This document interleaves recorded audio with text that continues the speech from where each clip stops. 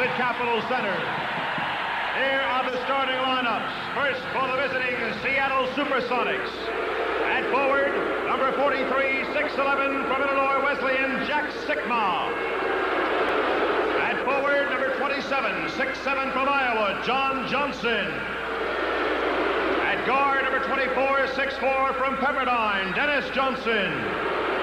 So guard, the stage is being set. Southern California, the men in green from the Pacific Northwest, the Seattle SuperSonics, with a chance to wrap up the NBA championship.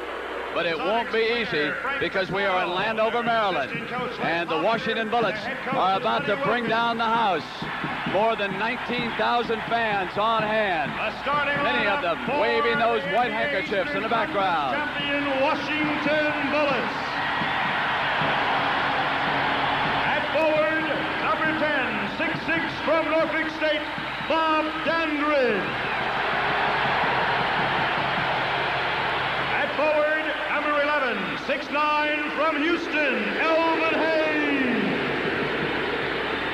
At guard, number 14, 6'3", from Hawaii, Tom Henderson. Now the next man introduced will be Kevin Greavy. He was out of the lineup until just moments ago when he decided that he could play with an assortment of injuries. At center, number 41, 6'7", from Louisville, Wes Unseld. So they are the men who will try to keep the Bullets' hopes alive under Coach Dick Motta. They trail in this championship 3-2, so they must win here this afternoon.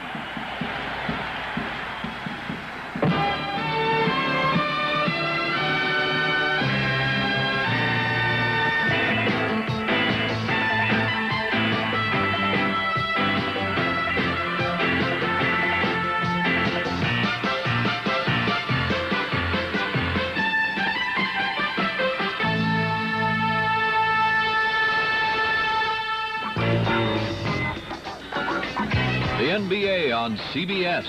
Today's championship game is sponsored by all the new 1978 Chevrolets, now at your Chevy dealers everywhere. General Motors, people building transportation to serve people. And by Low and Brow, light special and dark special, when it's time for the taste of a truly great beer.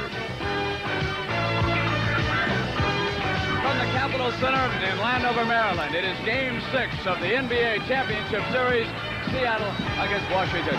Good afternoon, everyone. I'm Brent Musburger. This should be a whale of an afternoon. If Seattle wins, it will be the 9th straight year that we've crowned a new champion in the NBA. But the Washington Bullets have lost only once at home in the playoffs. They are prime. For more on the SuperSonics, let's go to Rick Barry. The Sonics are ready. They are loose, they're confident, and they would like nothing better than to win the championship here in the Capitol Center. In order to accomplish that goal, they have got to come out and sustain the aggressive defense that has gotten them this far. The champagne is on ice. It's up to the Bullets to put it in the deep freeze. Now for the Washington story, here's the man who has been in this difficult situation many times, John Havlicek. For the Washington Bullets, it's do or die, because today could be the end of the season. I'm sure they don't want to go on vacation. To add to their problems, Kevin Greavy sprained his wrist in the third quarter of last Friday's games. It remains to be seen as to how good he's going to be or how well he can shoot the ball. Two areas where they must improve tremendously are at the free throw line, because they shot horribly in that last game. The other thing they have to do is get a better production from the bench, where they were outscored 38-8. And here, Breck the bench. Our referees for this 6th game, Darrell Gerritsen on the left and Don Murphy on the right. The alternate is Ed Rush. Murphy holding the basketball. The SuperSonics will be wearing their traveling green and the Bullets in their home whites.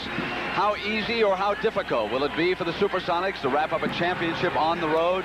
In 5 of the last 6 years, the NBA title has been decided on the road. Portland broke through last year at home in the 6th game against Philadelphia. Kevin Greavy with control for the Bullets. Unseld is high, and they go to Tommy Henderson for the first shot. Marvin Webster, the leading rebounder in this series, with his first in Game 6, inside to the rookie Sikma, and there was a foul as he came into Wes Unseld underneath. Very good transition that time by the Sonics, getting back quickly.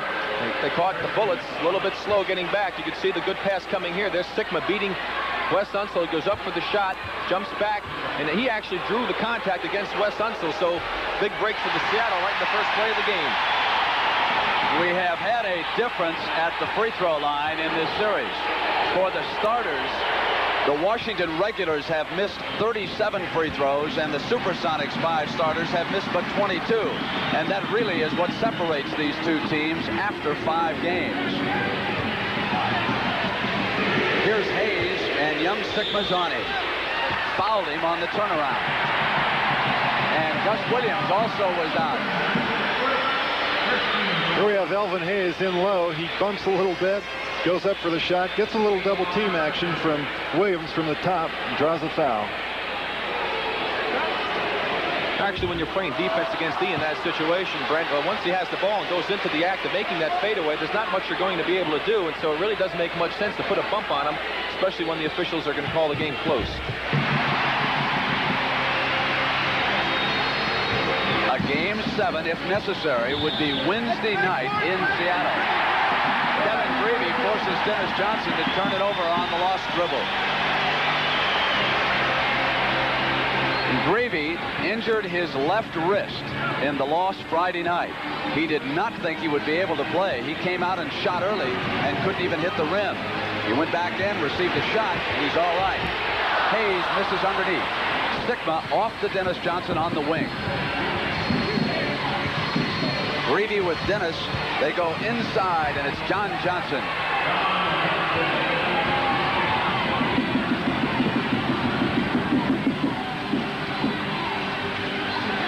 Dandridge hands back to Greavy.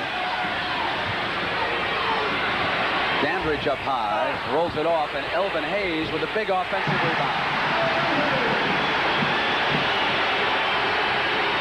E again getting off to a good start, something he's done in almost every playoff game, but there seems to be a period either in the third or fourth quarter where he gets lost out there and they don't get the ball to him. So many times you're so anxious in the first moments of a game like this that you forget a few of the fundamentals and don't block out, and Elvin's been tough to contain down there. Offensive foul is the reason why that ball was turned over. It'll go to the Washington Bullets. It was against Dennis Johnson. Greavy to the left corner, Sigma on the switch, and now Sigma goes back to E. Short, tap deep to Gus Williams.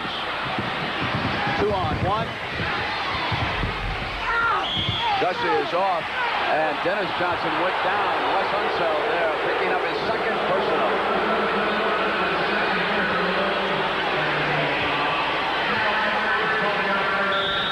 We have a fast break with Williams stopping at the free throw line momentarily, putting on a little burst of speed. You can see Wes Unseld appear in your picture here and actually takes DJ out of the game for a period of a minute or so. I'm sure he's going to be back and ready to play 48 minutes if need be. Trainer Frank Furtado of the SuperSonics. What happened, Brent, is that when Gus made the move to get around Bobby Dandridge, his right leg bumped against Bobby Dandridge's knee on that spin move on the start of the break. And that would hurt him for a little while, but it should go away. Had many of those myself. Loose ball foul, line him up. Daryl Garrettson telling the players it was a loose ball foul, not yet in the penalty, so Seattle should line up its attack, and Murphy will hand the ball to Dennis Johnson.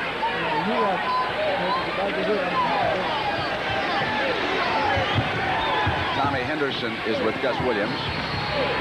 John Johnson feeling it, missing that time. He shot 1 of 8 Friday night, but he was an excellent passer in that victory by the Sonics. Unseld crashing into Marvin Webster, gave it up, and it's Dennis Johnson quickly to the attack to JJ. 2 hoops now for John Johnson. Again, the good fast break by the Seattle Sonics, and Wes Unseld got a big break. If he had contained control of that ball, he could have been called for an offensive foul very easily.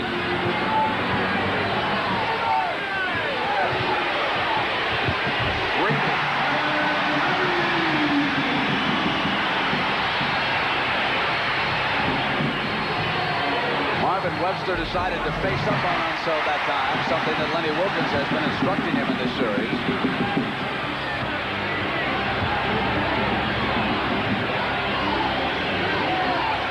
Elvin Hayes will rotate underneath. You can see him sliding inside Dandridge. And it is Greavy off that time, and Webster's outlet is to Johnson. It's one-on-one. Henderson is back. Dandridge joins, and they go to Williams in the corner as the Bullets drop back quickly.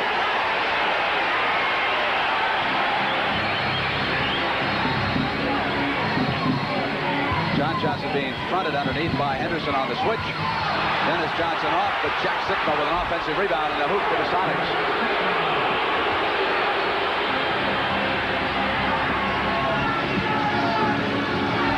Kevin Greavy's not handling the ball very much. He wants to give it to Henderson every time up the floor, so this could be a factor later on. Henderson cut off by Webster and Dandridge at the left side. Marvin getting back on the rotation, though. Williams left wing. They scored that time. Gus Williams making a good jump shot, but that time Washington got back very well. They had 4 men down there, but you can't do much against a 25-foot jump shot. Dick Motta kneeling down in front of the Bullet bench. Inside to Henderson. It's a 2-point Seattle lead. That's the type of place Washington must get more of, Brent. They've got to get that inside penetration, get the cuts, get some other people involved down low. Webster bouncing into Unseld. You can see Darryl Garrettson saying no on the shot. Marvin Webster is called for the foul. So it'll go to the Bullets on the turnover. We have Webster down low, backing into Unseld, trying to draw that third foul if possible, going up for the shot, and he gets called for it. I'm sure they'd like to get Wes in a little more trouble. Wes is out high, playing with 2 personals here early. Kevin Greavy is down again on the other side. Dandridge is off. Bullets will keep it as Seattle touched it last, going out of bounds. Dennis Johnson goes back, and Jack Sickma is there with Elvin Hayes. Hayes will inbound for the Bullets.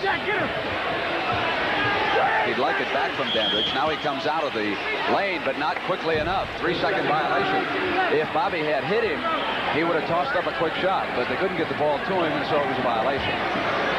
Again, in the rebounding department, Seattle 6, Washington 3, and it seems that the team that gets the most rebounds is the one that wins.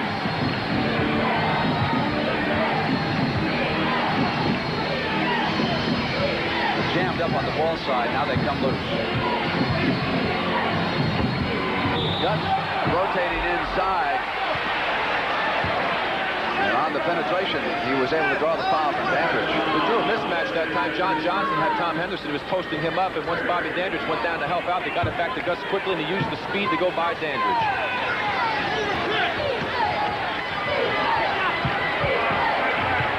Webster turns around. Hayes with the defensive rebound. Bullets go for the tie. Swatted back. Lead pass now for Williams. Henderson is back. Gus's pull up, and it's a 4-point Seattle lead off the blocked shot. Seattle has had many more blocks in this series, largely because of Webster and Dennis Johnson. Charles Johnson will check in for the Bullets. Henderson is back to Dandridge. Bullets attacking a lot from the right side early. Dandridge is stopped that time by John Johnson and battled to get it back, and he's fouled. So it is turned over to Seattle, and they can run to a 6-point lead. Dick Motta will call a timeout here with 6 minutes and 22 seconds to go in the first period, and his Bullets trailing 11-4. When you come back, Charles Johnson will check into the backcourt. See what's new today in a Chevrolet. To the more than 600,000 people who bought the new Chevrolet during its very first year, thank you. You've made it the most popular car in America. For the rest of you, a simple reminder. With its advanced design, the new Chevrolet has more headroom, more rear seat legroom, more trunk room, and more. So drive it. The new Chevrolet. Now that's more like it. Here's to good friends. Tonight is kind of special. There he is. Hey, you got here early. Al, come on, Lone Brown. Well, isn't that what regional sales managers drink? You? You got it. I got it. You got it. When you want the taste of a truly great beer, tonight, let it be Lowenbrow. Congratulations, Big Chef. And I suppose you're going to forget your friends now? Probably. Let it be Lowenbrow. A poem about deodorants. Roll, roll, roll on, all sticky and wet. or spray your underarm. What a fog you'll get. So give me the stick, Old Spice deodorant stick. It goes right to the spot. All wet or foggy it's not. It guards against odor the whole day long. With Old Spice freshness, you cannot go wrong. So goodbye roll-on, so long spray. Old Spice stick, it's the only way. Deodorant or antiperspirant. Next Saturday at 5 p.m. Eastern, CBS Sports Spectacular will take you trackside for exclusive live coverage of the 110th running of the Belmont Stakes as the firm tries to hold off Aladar to win the coveted Triple Crown. These are two super horses. You may never get another chance to see any like them. That's the Belmont Stakes next Saturday at 5 p.m. Eastern. Here's a 4-point difference, 11-7. I might have confused some when we went into commercial, but it is 11-7. 4 points separate these two right now in Game 6, with Charles Johnson having replaced Kevin Greavy, and in the backcourt he goes to Dennis Johnson. Henderson is with Gus Williams. Seattle trying to increase its lead.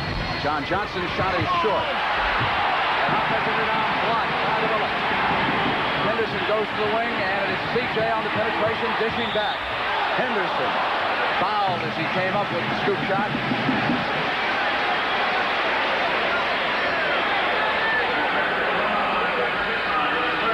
Here's an example. Elvin Hayes, perfect timing on Dennis Johnson's ball. Blocks the shot, starts the fast break, and that time it was Washington taking advantage of Seattle on the break situation. And Rick, that's the first time they did it, and I feel that they're going to have to do much more of it to stay in this ball game and actually become more effective. They are still missing at the free throw line. And that could be critical today. Hayes alone on the other side. Tapped it back up.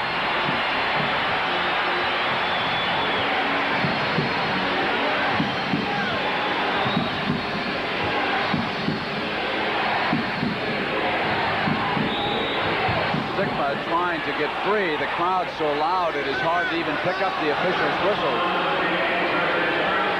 Elvin Hayes doing a little bumping on Sigma, same way that Sigma was doing it to Elvin. Here we see Wes Unseld going up. That ball looked like it still was in the cylinder a little bit, fellas. John Johnson trying to give it up, probably feeling that he's been taking too many shots. Passing inside to Dennis Johnson. The Sonics like to sort out their shooting. The Bullets sometimes will depend largely on Elvin Hayes and Bobby Dandridge to score.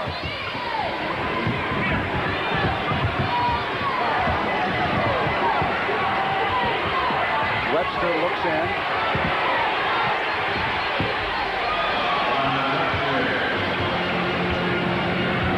Pointed out so many times, Brent, if Marvin ever gets that shooting touchdown, it's going to be impossible for Wes Unseld to stop him because of the height difference. Unseld pops high. Brings Webster with him. CJ. And it's Elvin Hayes again with an offensive rebound. Unseld keeps it in play. Elvin Hayes is right back.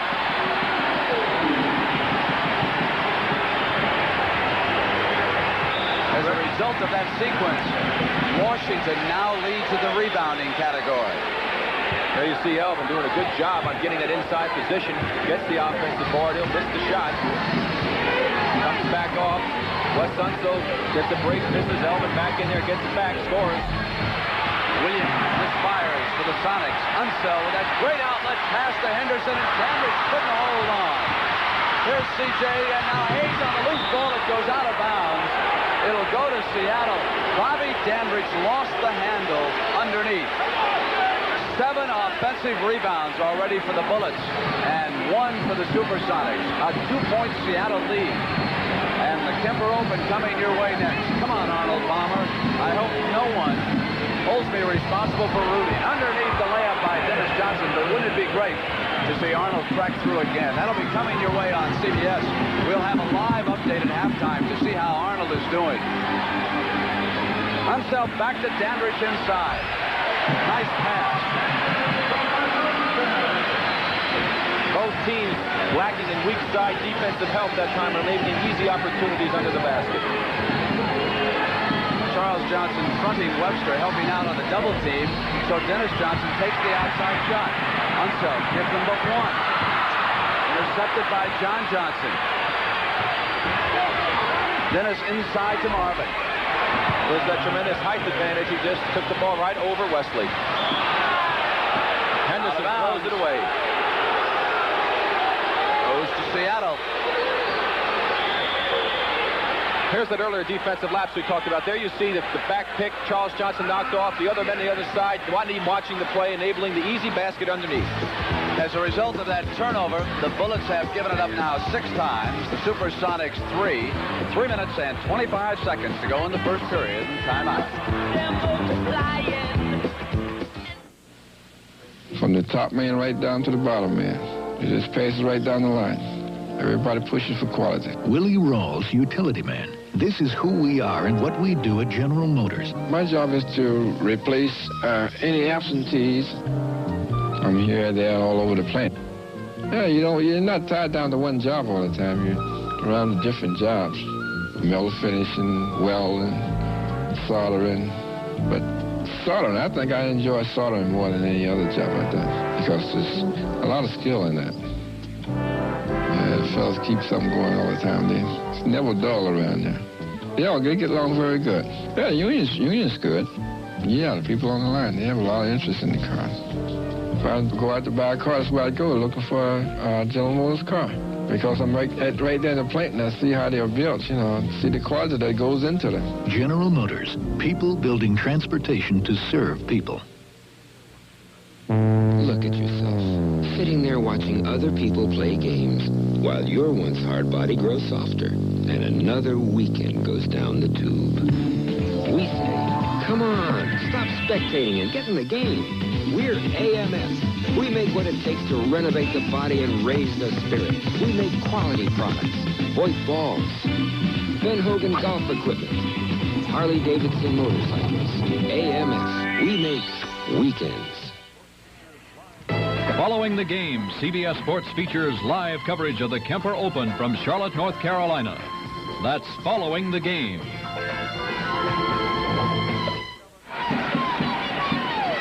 Back in Landover, Maryland, the rebounding story early. Wes Unseld with 5 for the Bullets and Marvin Webster with 4. As we check the leaderboard, Arnold, where are you? Coming into the final round. So we'll be checking out what happened early at halftime when we go to Charlotte. And if Seattle wins this game, we will be going to the locker room. Dennis Johnson off and Unseld with the rebound. Charles Johnson with pressure, so he gave it up, and here's Henderson.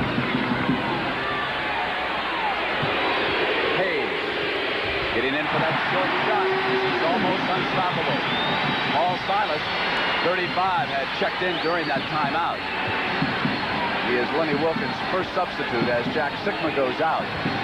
Sonics are up by 2. 2 minutes and 40 seconds to go, first period.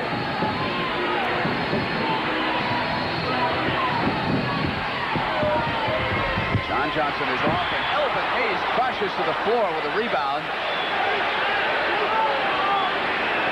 Being healthy, he's all right. He is almost indestructible. He has never missed a playoff game because of an injury. Here's the shot coming up right now. The Big E goes up for it, and he actually lost his own footing, his left leggy, when he came down and slid out from underneath him. Paul Silas was in the area. Little incidental contact, but he picks up the foul. 2:30. Freddie Brown also in the game, along with Silas. The bench, of course, a big factor Friday night in Seattle. 38-8 with Seattle's edge. On the turnover, it's Gus Williams on the steal. 3-on-1. Quick pass to Brown. Dandridge had come back down on Freddie on that side. Actually, looks called for the foul. Looked like Gus may have waited just a hair too long on that one, John, to pass it off. I thought he probably could have got the ball to him a little earlier, and those are some of the... Okay, here we go. Let's take a look at it. We have Gus coming down. He actually probably could have got it over a little earlier and led Freddie to the basket. Lenny Wilkins wanted goaltending on that also. 2 fouls on Dandridge. Fred Brown hits the free throws. So it goes back to 4, and oh, those free throws.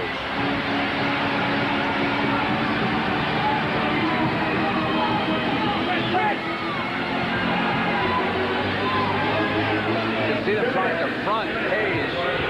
John Johnson was coming over. One-on-one, and on the turnaround, he hits another one. He is 4 of 8. That time you could see 10 men inside that red area. They're going to have to start moving the ball around if they don't hit that shot. Downtown goes to the left corner.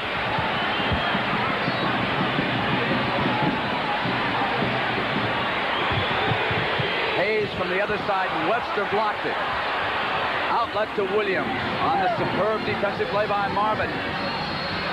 Silas is off an Unseld rebound. Over the head outlet to Hayes. Goodbye, Seattle. Bullets keep possession.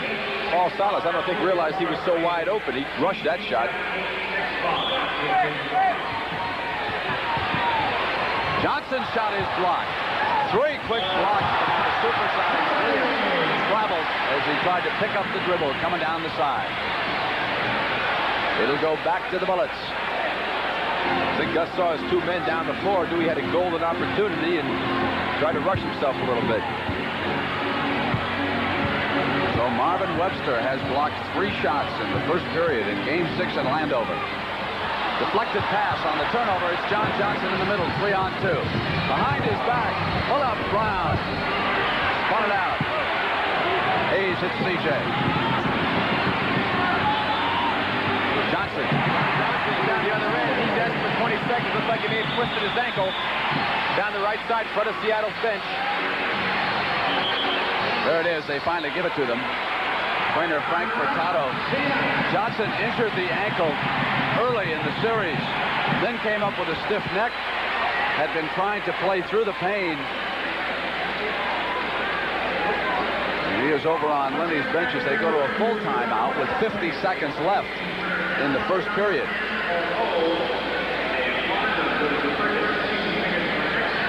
John, that could hurt Seattle if John Johnson couldn't play, because he at times has been effective against Dandridge. Yes, he has. He's played probably the best defense the Bobbies had played against him in the playoffs, and I think that he may be the best passer on that team. He's one person that can move the ball around, so it could be a real big loss.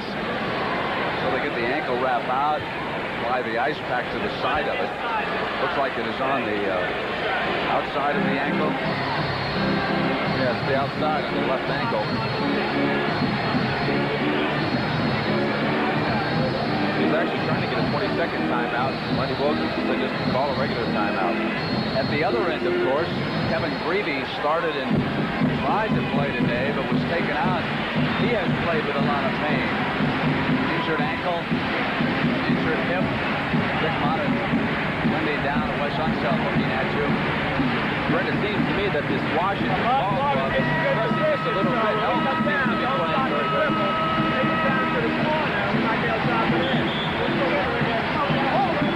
Lenny wanted to get the ball down inside, but Elton's come out playing super at the start of this ball game, but the other players seem to be pressing just a bit. They've missed some real good opportunities because of that.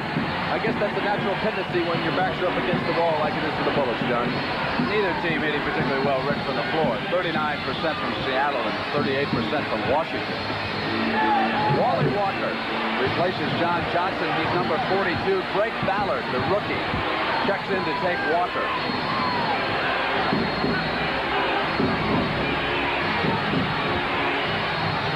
Webster. Ballard, a strong young rebounder.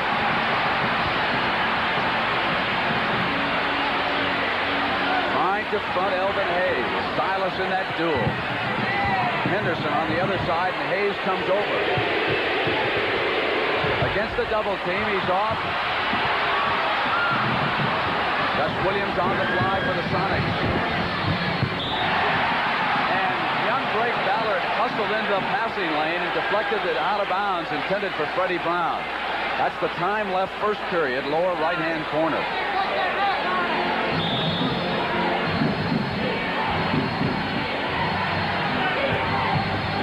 Williams wanted Webster, was blocked. Silas to no basket. 3-second violation. With 3 seconds to go, the Sonics turn it it over on the violation. If the Bullets can get a good shot, they could tie it. Ballard throws one up outside. So the end of the first period. Game 6 from Landover, Maryland. Seattle, with a chance to wrap up the title, leads the Bullets 21-19. After you've worked all year, you deserve a real vacation. Where you can go where you want to go. Do what you want to do. That's where Beneficial comes in. With vacation cash for the real vacation you deserve. Beneficial wants to lend you the full amount you have in mind. Call Beneficial for vacation cash today. And have a real vacation. At Beneficial, you're good for more. You look as though you could use some excitement, America. Something new, something fresh, something as fresh, as new, as exciting as the new Chevrolet Monte Carlo. The new Monte Carlo surrounds you with personal luxury, with quiet comfort, with a surprising amount of room. But most of all, it surrounds you with genuine driving pleasure.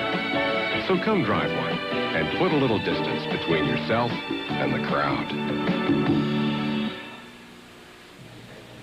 My son Charlie had measles when he was a baby. He was unlucky. He's going to be deaf for life. Your child doesn't have to have measles or any of the childhood diseases you can protect against. Charlie missed some of his shots. If you don't have your child fully immunized and he gets sick, how will you say you're sorry? Call your doctor or local health department. Immunize your child, please. The preseason announcement was brought to you as a public service by the National Basketball Association. Here in Landover, we start the second period. The Washington Bullets scoring not as balanced as the Seattle SuperSonics. Elvin Hayes with 9 points was the only Bullet to score more than 2. Bobby Dandridge shot 1 of 5. No one with more than 4 points on the SuperSonics. John Johnson, Gus Williams, and Freddie Brown. They work a play inside to Wally Walker, and he was fouled by young Ballard. And it was that young man right there who hit 2 mighty important free throws in the Kingdome the other night. It's a basic backdoor play. They hit the center, the forward backdoors, catches the man cheating.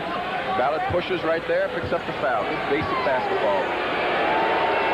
Wally Walker trying to put back-to-back championships together with different teams is at the free throw line. Close from the field. Wally played last year with Portland. 22-19. A report on the Kemper Open. Jimmy the Greek coming your way at halftime here this Sunday afternoon. And also Red Auerbach will reminisce about some of his great moments. C.J.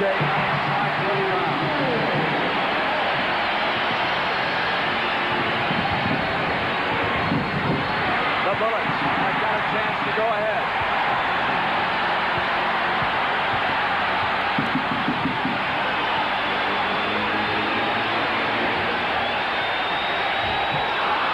That time for Johnson, but Ballard comes out of the pack.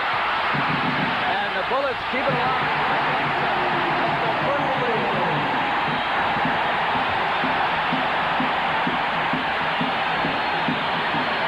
Unsell.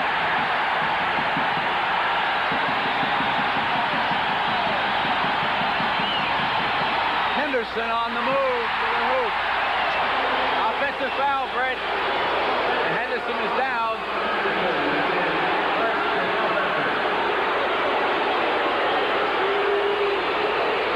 Here we see Henderson coming in the right side. Wally Walker stands there, moves a little bit when he was in the air.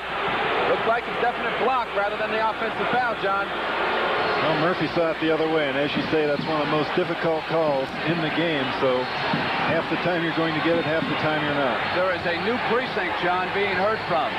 His name is Ballard, number 42, and he has come to this practice with some emotion. Sigma is off, and Wally Walker with a neat offensive rebound for the Sonics. Well, they had another fellow come off the bench, gave him that big win back to the Kingdom, and of course that was Mitch Kupchak, who picked him up by the bootstrap. As soon as we tout Ballard, he loses control on the pass, and he has turned it over. He's hit some big free throws for them in the whole playoff series this year, and he's playing with confidence. He's a good player. He just doesn't get enough time. I think he's going to be a star in this league. Sonics are up by 1 in the second period, and the foul was away from the ball. Tom Henderson holding Freddie Brown, not allowing him to make his cut off the screen by Sigma. Henderson with a few words for Daryl Gerritsen as he leaves with Larry Wright out of Grambling, having checked in for the Bullets. Johnson uses the screen. Sigma tries to bat it back up, and it's Ballard. Off to Wright. Cross court to CJ on the fly, but offense. So 2 trips down the floor.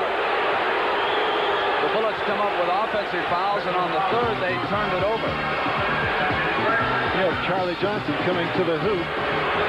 Looks like pretty good play on his part, because I really did not think that he had the offensive foul there.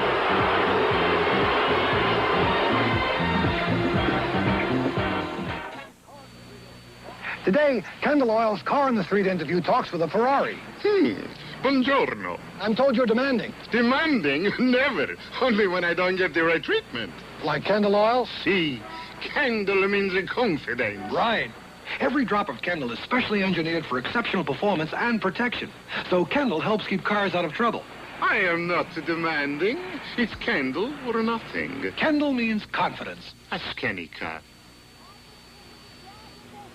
Being 5'10" was a drag, and then I found that I fit in. Playing basketball, feeling 10 foot tall, helping other people win.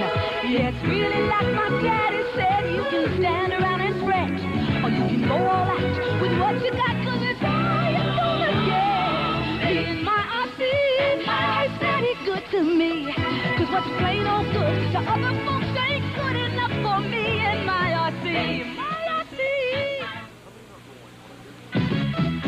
Coming or going on a business trip, you've got no time to waste. And nobody knows that better than Hertz. Whether it's picking up or dropping off your Ford or other fine car, nobody has more to do it faster. Stay right with super speed. Hertz, the superstar inventor. Hertz, the superstar inventor. You know it.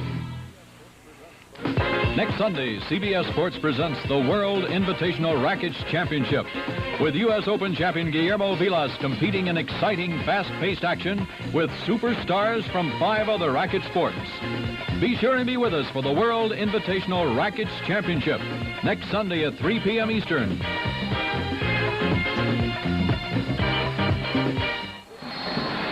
One catch, of course, no superstar can compete in his own specialty. Otherwise, Guillermo Vilas would tear him up in tennis. John, here's a different angle for you. Here's a different angle, and as you can see this time, the left arm causes contact for the offensive foul. From that angle, you could see the foul. So the officials with a better view than our 50-yard line camera perhaps were somewhat too harsh on him sometimes. Walker is short. Freddie Brown out high, and now young Jack Sigma facing up. Silas bats it, but CJ comes out of the pack.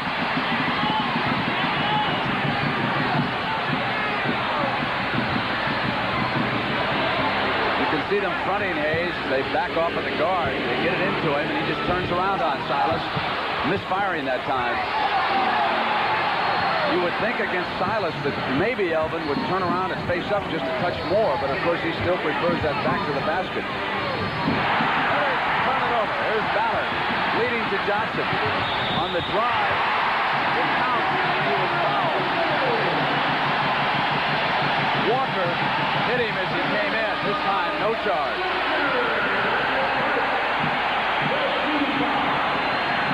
Here we have a fast break opportunity, and CJ going to the hoop. Both people are moving at that particular point. You could see Wally Walker pick up his back foot trying to gain position.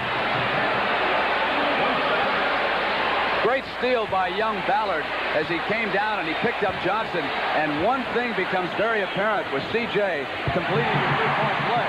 The Bullets are going for layups in this game. They're trying to penetrate inside with Henderson, Johnson. Mitch Kupchak will be checking in now, too, for Dick Motta soon when we have a break. Bullets are up by 2 with 8:50 to go in the first half. Dennis Johnson is off. Hayes lead now for Wright, and it's all right. This is when the Bullets are best, when they get that running game going. 19,000 on their feet and cheering in Landover, Maryland. Lenny Wilkins and the Seattle SuperSonics take a timeout and try to talk things over. They're giving them too many easy baskets, Lenny will tell them.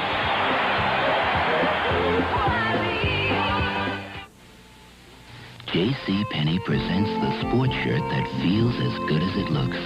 A shirt you can really relax in because the inside is cool, comfortable cotton. But no matter how much you relax, this shirt will stay looking neat and crisp because the outside is all polyester. Comfortable cotton inside, neat, crisp polyester outside. And at $10, even the price feels good. J.C. Penney sports shirts, they feel as good as they look. When you take off on a Trans-International Airlines charter flight, you're taking off with us. When you go to see a United Artists movie, you're going to the movies with us. When you come to budget to rent a car, you're coming to us. We're Transamerica, the people in the pyramid. We serve you through many different companies, but we stand for just one thing: first-rate service at a fair price. From every Transamerica company, every time. America, if you've got a taste for value like you've got a taste for apple pie, you've got to love Chevrolet's all-new mid-size Malibu. It's got more headroom, more legroom, more usable trunk room, and better mileage estimates. To top it all off, it's got a beautiful trim new body by Fisher and Chevy value through and through. The all-new mid-size Malibu. You're going to eat it up. It's Broadway's biggest night. Join Ed Asner, Bonnie Franklin, Bob Hope, Jack Lemmon, Liza Minnelli, and more for Footlights, the 1978 Tony Awards, all Sunday right here. Faintly in the background is a sign which reads, "The Fat Lady has laryngitis." And if you've been with us, you know Dick Motta's slogan, "The opera ain't over till the Fat Lady sings." Boy, they've been holding her off for a long, long time in the city. Freddie Brown. Most of Seattle's attack coming from the outside of these stages. If they miss those shots, the Bullets are going to be able to capitalize on it, which they have done, getting the quick break opportunities. That field goal snapped a 5-point run by the Bullets. Hayes double-teamed on Freddie Brown, so Wright comes around to the baseline and is short. Young Sigma leads to Walker, loses it, and it's Ballard. DJ's great pass to Kupchak.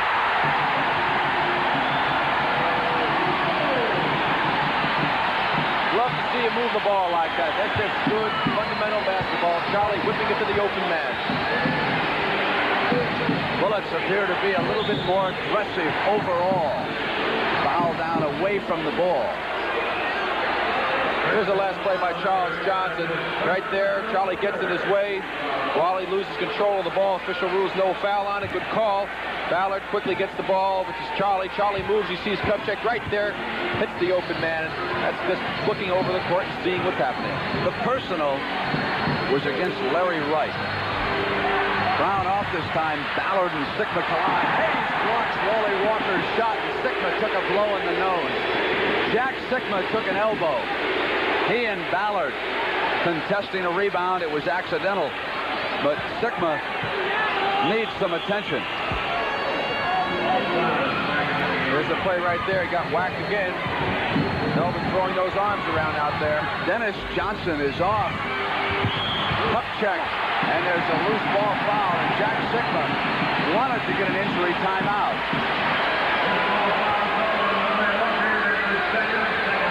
Wally Walker has assessed his second personal. There's the play right here. The shot going up. Battling on the boards. Kupchak really working hard. Elvin keeps it alive over the back. Foul is called. And the Bullets come back, and they're a assessed with an offensive foul, and of course that goes down as a turnover for them. Dick Motta not agreeing with the officiating. Here's what happens on the play. Right there, the foul being called on Ballard. Motta yelling instructions. Dennis Johnson starting slowly. He's 1 of 8 for the Sonics. Brown from the corner. Hayes with a rebound, and here's Johnson on the lead. Webster cuts back to the angle, and Wally Walker's there. CJ with a pull-up.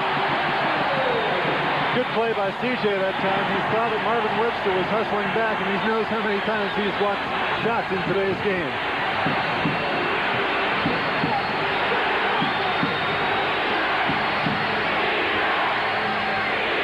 Dennis Johnson comes back up with a shot, his second field goal. Charles Johnson, CJ, 4 of 7 with 9 points as he fills in for Kevin Greavy. And of course he got his chance because of the injury to Phil Chenier, who is on the Bullets bench in civilian clothes today. Hayes is off just a bit. Kupchak foul. Technical foul. Elvin Hayes just picked up the technical. He stayed to argue with Darryl Garrison. And Hayes has been assessed with the tee. Now the technical, Brent, was on Mitch Kupchak. You'll see the play right here. Kupchak comes battling in his elbow, gets in the fake, shoots the ball. Now watch him try to get position. Right there, he just goes with a loose ball. Not the greatest call in the world. He has a reason to be upset. The reason he got called for it, Brent, was because he questioned Darryl's authority out there, and he made a little motion with the ball, and Darryl didn't like it and called the tee on him.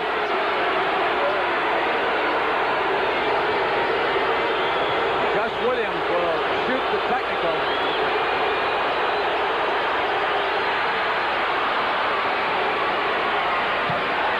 Sonics have possession. Ballard is out. It was on Mitch Kupchak, who came up over the top, so the Sonics have control.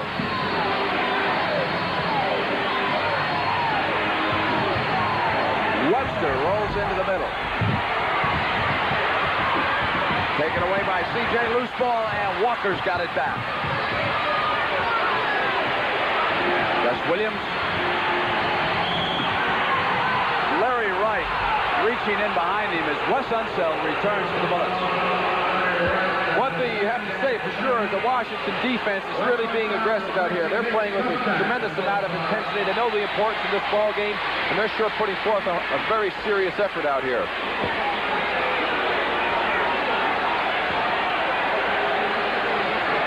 Defense is what wins it for you. If you can really play good defense, you're going to be in every ball game. Normally what's happening in a defensive situation, if you go out there and work very hard and overly aggressive and you're bumping and banging, chances are you're not going to get called for as many fouls as if you would if you went out and played a tentative defense and then tried to play aggressive towards the end. It also gets your offense going, too, because you have several opportunities when you can come up with many more loose ball situations and things like that. Larry Wright. Wally Walker is taking Dandridge. Johnson again. Walker rebounds. Wanted Webster. He got a hand on it. He didn't see the pass. Dandridge. Yanked down by Gus Williams. 2-on-2. Now 2-on-3, and Williams with a pull-up.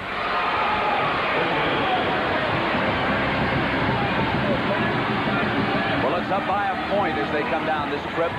Tom Henderson will return.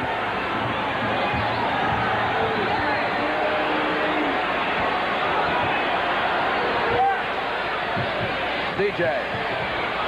Dennis Johnson flying at him, but CJ gets it right back. Fouled as he came up with that shot. All silent.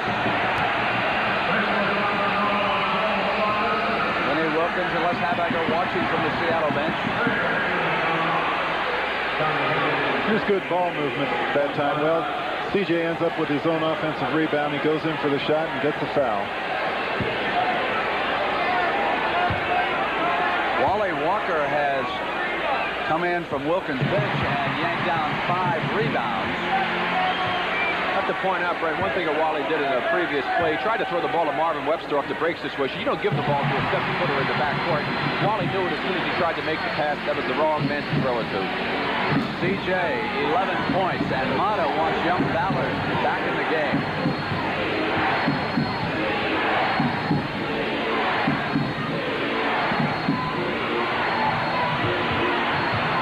Webster.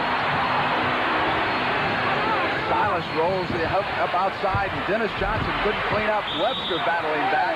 It'll go to the Bullets. He stepped out of bounds. Lenny Wilkins complaining vehemently that he wants to get a foul for over the back on that play.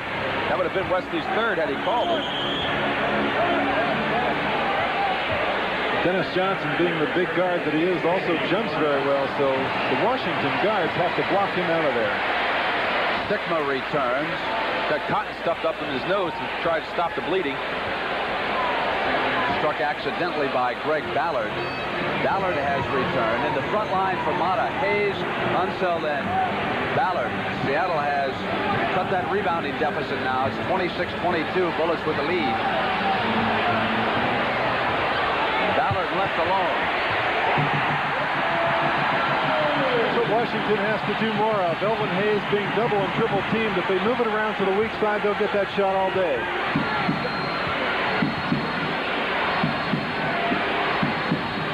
Stickman. Blocked. Dandridge cut off. Now goes to young Ballard. Gus Williams coming around Bobby Dandridge. Dandridge reaching back in, and Bobby has assessed the personal. 3 fouls on Dandridge, and he's squawking. And the penalty situation in effect. Gus has had his difficulties at the free throw line ever since the Denver playoff series. Missed 2 the last time he was up there and almost missed the technical.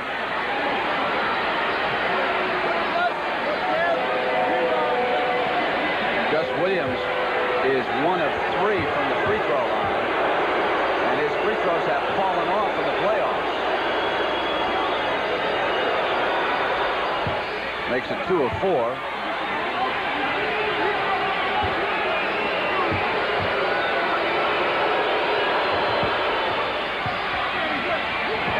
A 3-point Washington lead with 3 minutes and 35 seconds to go in the first half.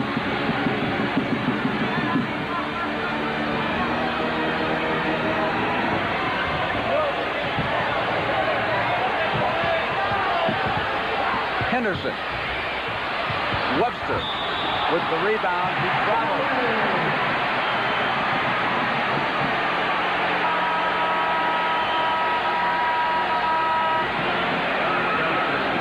Bernie Bickerstaff, dressed in that white suit in the background, is telling Murphy and Garrettson that they're missing a little hooking underneath. Freddie Brown had hold of Bobby Dandridge. Dandridge free that time, hit the field goal, and there's the assistant coach. Very low-scoring game here, and of course Seattle has a tremendous success record keeping the opposition under 100. They win almost all of those games. Freddie Brown coming inside of Stickma rather than using the pick that time. Henderson, and here's Hayes, gives it right back to Dandridge, and they go inside to Hayes.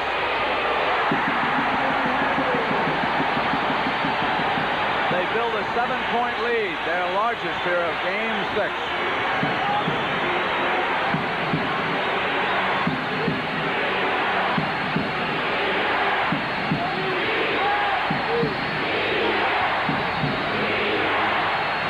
Webster has been thinking shot more today than in the last couple of games.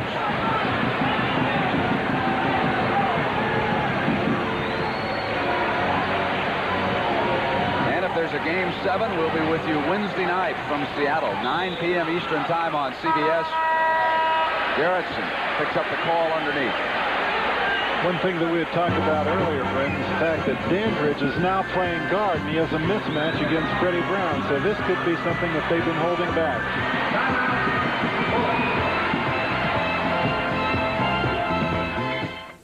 Hannigan, Flanagan, Mulligan. The firm of Hannigan, Flanagan, Mulligan, Finnegan, Gilligan, and Logan had a big name, but a small office. Too small for a copier with an automatic sorter. until Xerox created the 3400 small copier. With its automatic sorter, it made up to 15 sets of documents in a small amount of time and a small amount of space. Thank you. Which made Hannigan, Flanagan, Mulligan, Finnegan, Gilligan, Logan, Thank you. and O'Rourke very happy. The Bell system recognizes that many seemingly unrelated business problems are really communications problems in disguise. So we've provided our account representatives with the skills and equipment they need to take a company's problems and our solutions to them and fit them together into a total communications system. For we firmly believe that in solving problems for companies like yours, the system is the solution.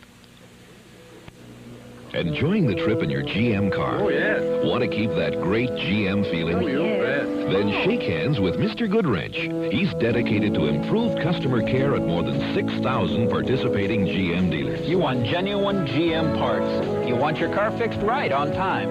That's what I want, too.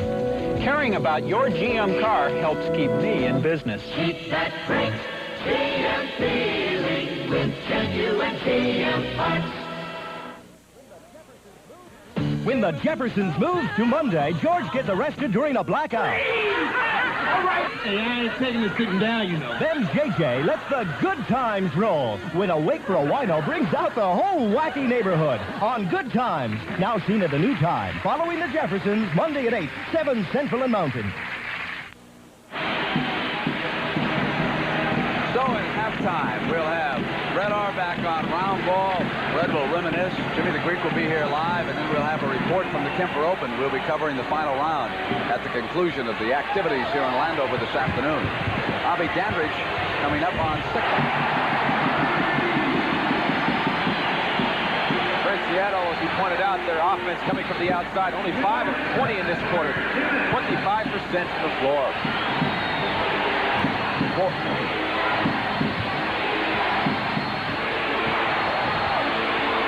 Round 5 of 21. They get it back. Off Webster, out of bounds, and it'll go to the Bullets. Webster complaining a little bit that time. He thought he got 2 forearms right in the back, or 2 hands in the back from Ballard.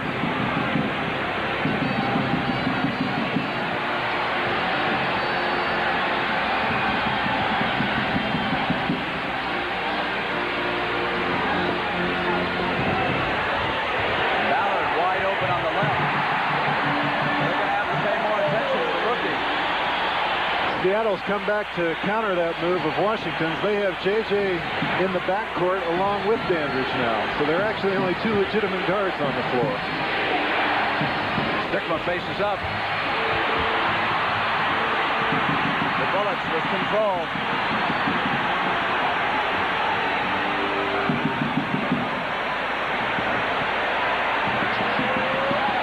Silas is out on Dandridge, but checking over his shoulder, and Ballard is behind him.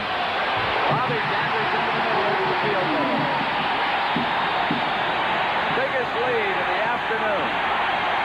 11 points by the Bullets. And a technical foul on Lenny Wilkins.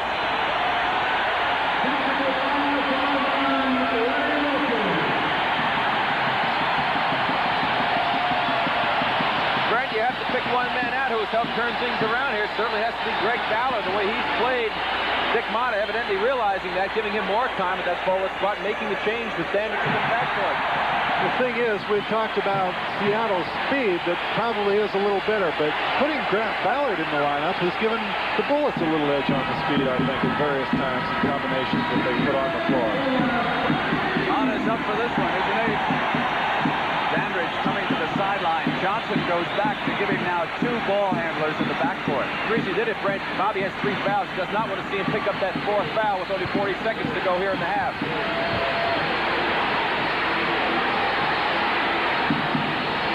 Stickler comes around Webster. Unseld knocks it. Sonics chase it down. It's Freddie Brown. Shot clock to 2. Paul Silas knocked away by C.J. Ballard is out.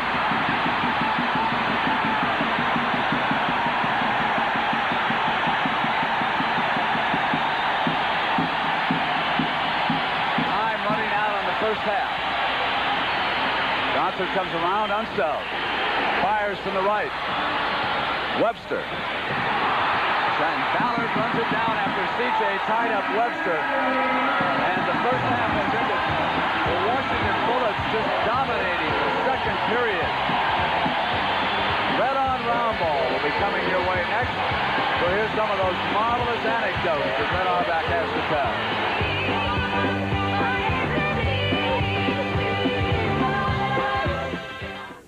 See what's new today. Hello, I'm the new 1978 four-door Chevy Chevette hatchback. Come on inside. I've got lots of room. For you and for cargo, I give you all these standard features. From an AM radio to reclining bucket seats. Some small cars charge you extra for them. I don't. I'm the new 78 four-door Chevy Chevette, and I'm a lot of car for the money. I think we're going to like each other. The first thing you notice about the big shaver is that the handle is hollow, practically worthless. Bic put the money into their top-quality bonded stainless steel blade. That's why Bic can charge only 19 3/4 cents a shaver, and each one gives you days and days of close, comfortable shaves. The Bic shaver, hollow handle, superior blade, incredible price. The Dutch Masters buyers are in France for the international auction of rare African Cameroon tobacco. There are two secrets they must keep to win some of the best leaf for Dutch Masters. The exact leaf they want and the price they'll pay. That's a nice color. When their bid is opened by the French auctioneers, they'll learn if they've won some of the best. Acheteur Dutch Masters. Taste the taste the world competes for in a Dutch Masters Cameroon Elite. There really are masters at Dutch Masters. Introducing Turtle Extra, the thickest, most effective wax Turtle Wax has ever made, with special wax and polymers that cling to a car's finish. To demonstrate, we sank this car before we buffed it. Look, hours later, the wax is still there. Turtle Extra won't run out on you, and it protects your car from rain, sun, salt, and sand. Turtle Extra from Turtle Wax.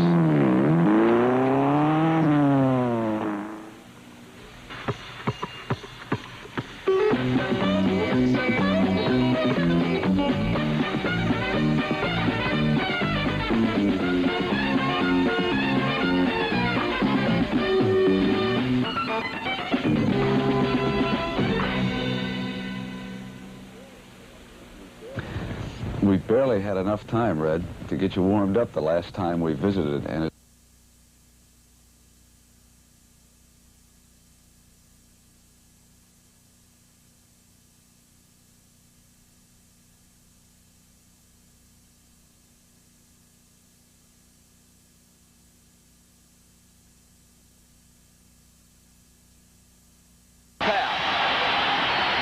Johnson comes around, unstelled. Fires from the right. Webster. And Ballard runs it down after C.J. tied up Webster. And the first half has ended. The Washington Bullets just dominating the second period. Red on round ball will be coming your way next. So here's some of those marvelous anecdotes that Red Auerbach has to tell.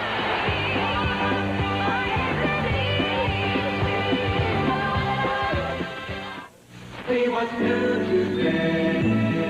Hello, I'm the new 1978 four-door Chevy Chevette hatchback. Come on inside.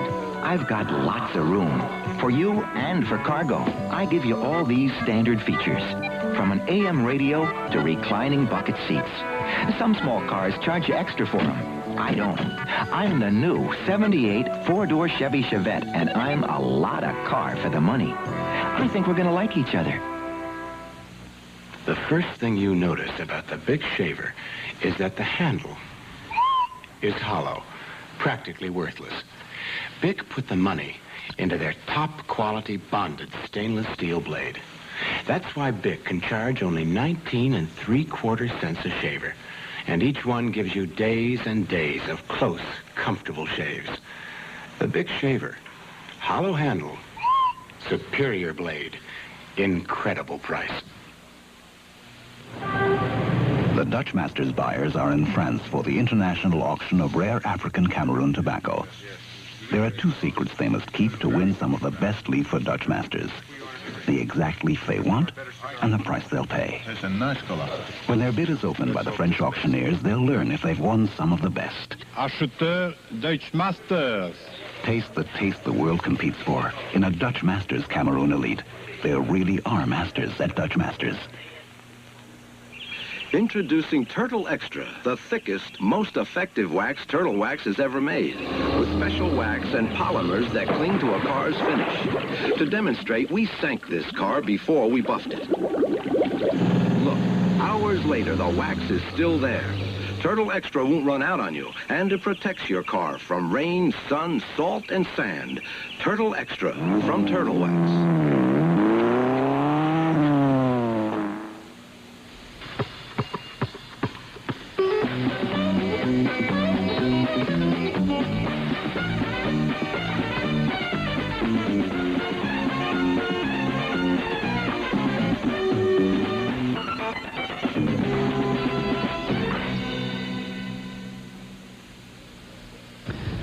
We barely had enough time, Red, to get you warmed up the last time we visited. And as I told you, really one of the best things about being a friend of Red Auerbach's is hearing his marvelous anecdotes. So let's get back and reminisce some more. Red, didn't you take an NBA All-Star team on a European tour once? Yeah, we went behind the Iron Curtain in 1964. The Iron Curtain's never been the same, Ray. No way. No way. I'll tell you. Well, I'll tell you, this is the team I had. I had Tom Gola, Casey Jones, Oscar Robertson, and Bob Cousy in the backcourt. My front line was Jerry Lucas, Tommy Heinsohn, and Bob Pettit. Then I had a kid by the name of Bill Russell at center. So you know that bit about lighting up the cigar? My God, I lit it before the game started. I used to sit there like that. I gave him a minimum. I said, if we don't win by a minimum of 30 points, consider it a defeat. So now we got a pre-game talk before the game. I said, I'm going to get these guys. I said, Russell, they got that big red-headed kid, 6'5", leading scorer in Europe. I said, I don't want you to switch off. I don't want you to rebound. But I'm going to tell you this one time. If he scores one basket, I'm going to break your damn neck. I might have said a little tougher than that, but that's what I'm... So we start the game, and this is true. So we score, they get the ball, they give it to this kid. He fakes to the right, he's left-handed. Bounces to the left, he's 17 feet away. He's going up for the jump shot. And you can see the smile on this guy's face. And Russell's looking him in the eye, and all of a sudden his arm starts to unwind. And as the guy shoots it, Russell goes, pump, and blocks the shot. Well, he blocks 6 in a row, Brett.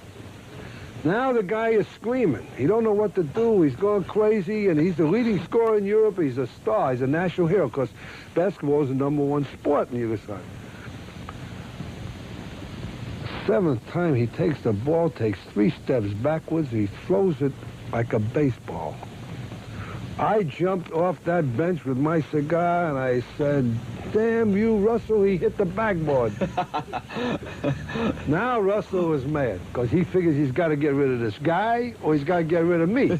Me, he's not going to get rid of. So he's got to get rid of this guy. Now, how did he do? Do it was this way. The next time the guy took a shot, he jumped up. Instead of tipping it like he always does, he smacked it down at the guy and hit him right in the face with the ball. And the guy starts to scream and carry on and kick the ball into the stands that they actually gave this national hero a technical foul and threw him out the game. And then Russell starts to smile. Oh, the things that... Speaking of that game, you know, over in international rules, you only shoot 2 free throws, or else you get the ball out of bounds. So the people over there whistle. They don't boo, they whistle. So Bob Pettit is on the line. Now, there's a gentleman's gentleman, real class guy. And he was very deliberate in his shooting. He'd go like this. And the whistling kept getting louder and louder and louder. And I was sitting on my side, I said, shoot the ball! And he turns around, he gets mad. Not at me, at the people. He throws the ball down. He says, I won't shoot it. And he walks off the foul line. Then Cousy gets 2 free throws. And before they can start the whistle, he goes, doom. They get by the time they retrieved the ball and got it back to him, the whistling was tremendous.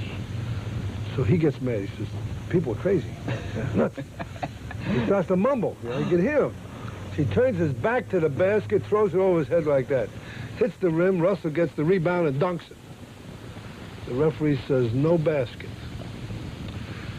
Well, needless to say, at that point, the relationship between athletes was very strained because I gave that referee a going over. I says, why not? He says, he can't shoot that way. Then he realized he spoke English.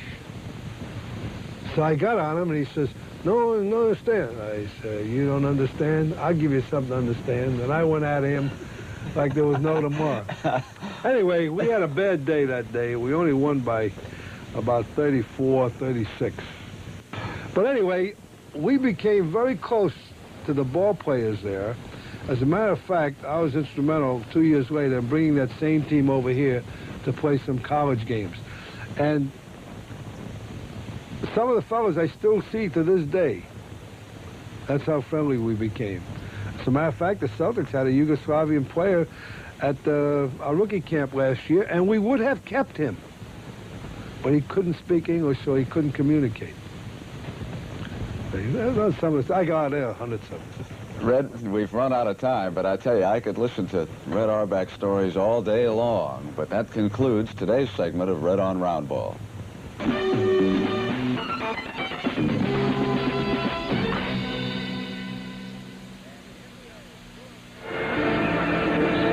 And the NBA's World Championship Series will continue on CBS after these messages from your local stations.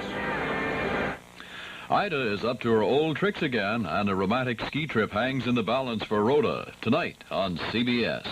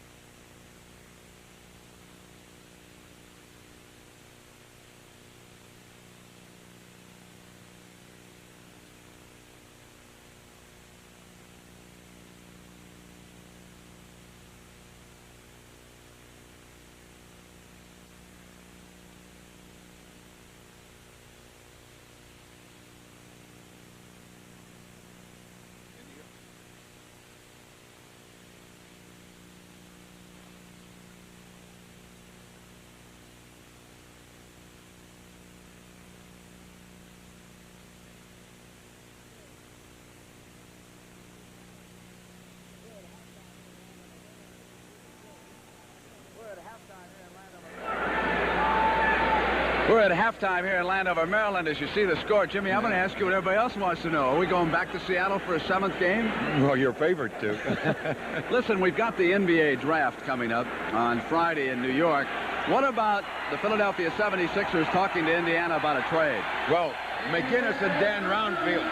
It's a big problem because Cunningham wants Roundfield. He would like to get Roundfield, but they would be willing to give McGinnis up then and send him to the Pacers. Right. Jimmy, what about the Chicago Bulls coaching job? Costello, I'm afraid to sign. Not I'm afraid of it, he's got it. Why would you be afraid of that? I say I'm afraid of all this noise. Don't be afraid. We're all right. The microphone will pick you up.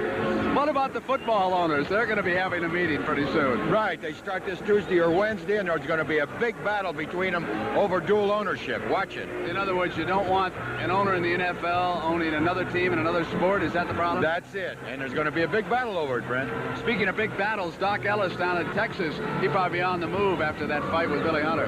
By June the 15th to the White Sox to make up for the Washington Bounds trade also. Okay, now, of course, we've got affirmed in Alydar in the Belmont. I keep trying to talk you out of a firm, but I don't think I can. You can't. But I'll tell you one thing. Alidar is going to try a lot of different things. Really? You know, I mean, maybe the change of the screens on the eyes and all that. But the one thing a Fern will never let him do is passing. Those screens on the eyes, those are blinkers, right? What about the Kemper Open? We're going to Charlotte at the end of this basketball. All I can tell you is everybody in the golf world is rooting for Arnold Palmer.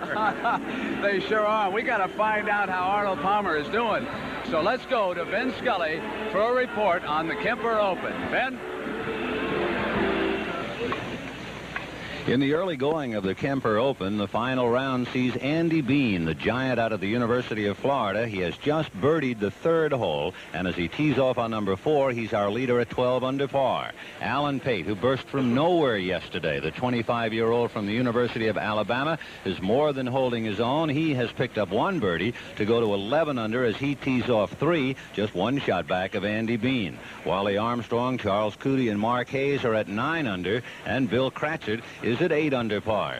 Knowing full well the drama is yet to come, the crowd at 18 was loose and relaxed and welcomed Chichi Rodriguez. Chichi busted a fine drive, but he still had a long way to go in this 441-yard par 4. And did he cut down the distance?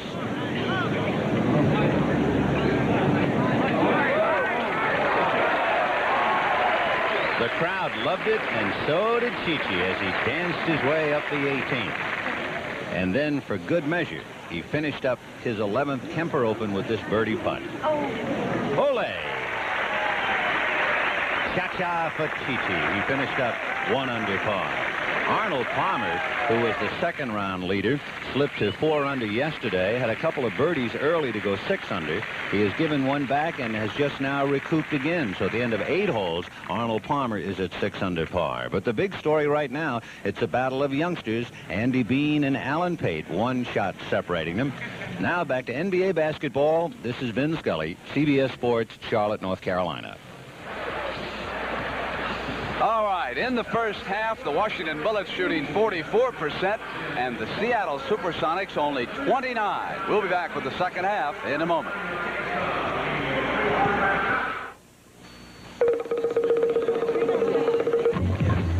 Sir, what's the hurry?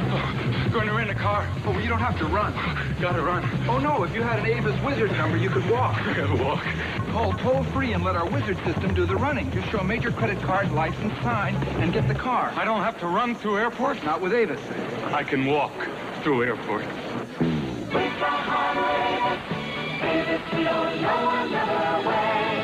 I'm walking through airports.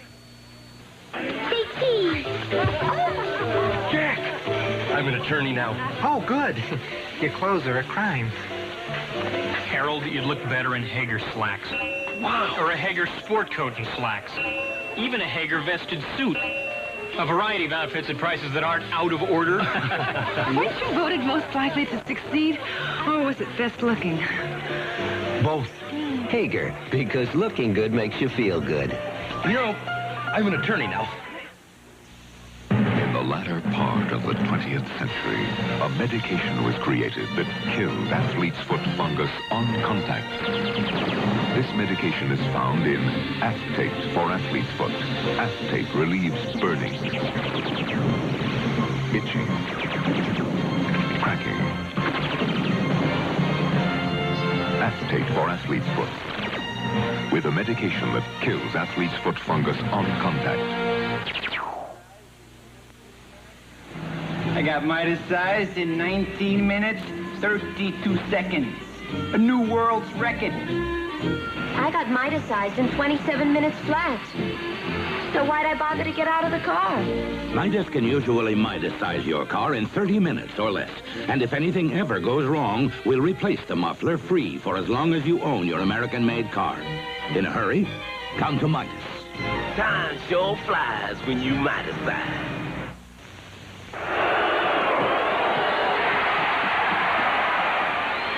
Get that rhythm. Get that rhythm. Get ready. Shoot the ball. That's my man. Okay, Dave, you get that rhythm down, Dave. You get that rhythm down. Get ready to shoot that ball. Elvin Hayes and the NBA are volunteers for Special Olympics. That's my man. You can help a special athlete, too. Write Special Olympics, Washington, D.C.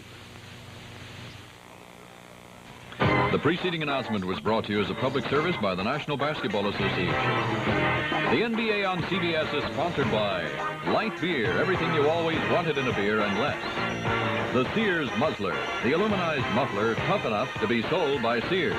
And by all the new 1978 Chevrolets, now at your Chevy dealers everywhere. We are back in Landover to start the second half. Washington closed out the first half by scoring the last 7 points. Seattle held to 14 points, hitting 29.8 on the give and go. They come and hit their first field goal attempt. Dennis Johnson. Definitely Seattle's worst showing offense with nobody in double figures in the first half. Credit a lot to the Bullet defense. Very aggressive out there. The game is not being called close, and I always have felt that that would certainly benefit the Bullets. They try to intimidate you.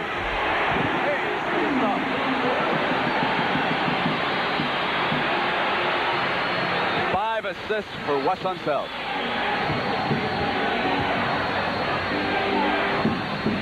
Dick McCain free. Short regains it.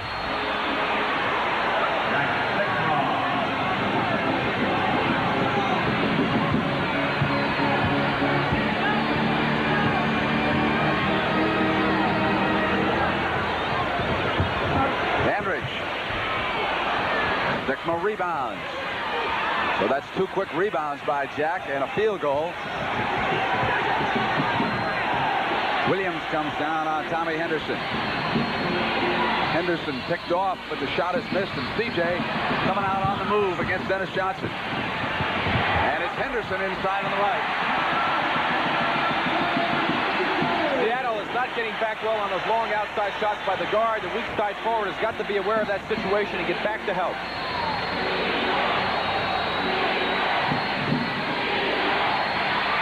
Here come the Bullets again on the turnover. Johnson. He has been a big man here this afternoon. Right in the first half, the difference in the bench scoring 20 points for Washington, only 9 for Seattle. A big turnaround from the last ball game.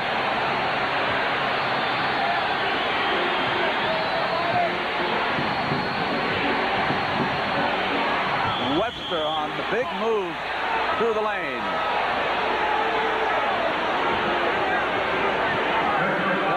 Picking up the foul here. See Webster make the move across the middle. Elvin will leave his feet as Marvin makes that last long step. Watch the left arm right there. That's what the Bullets were complaining about. Could have been an offensive foul, but it was a block after that offensive move.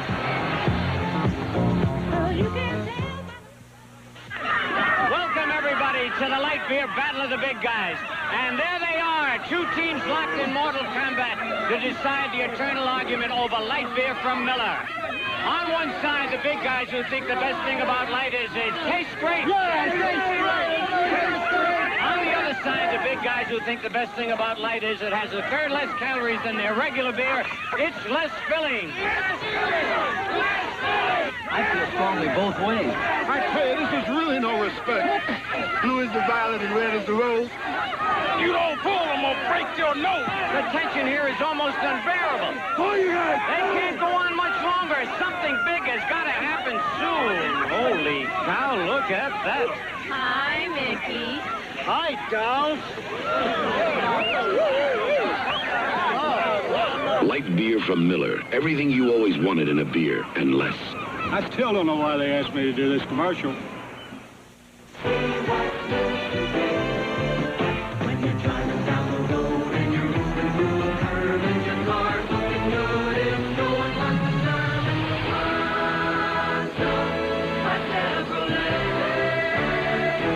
The new Monza by Chevrolet. For a car so sporty and so well equipped, it's priced surprisingly low.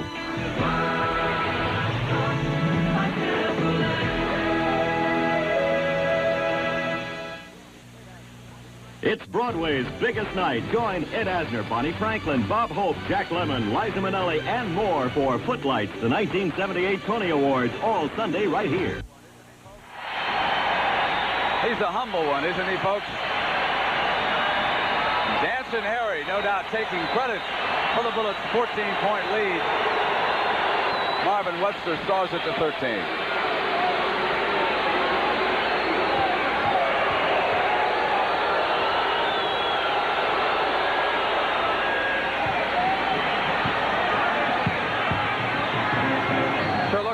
people were in that free throw lane a little early. I think that's what Wes was sort of complaining about to Darrell that last time on the floor. Unseld led free by Webster, and Dandridge coming underneath. Marvin coming inside on him, and he is assessed the personal.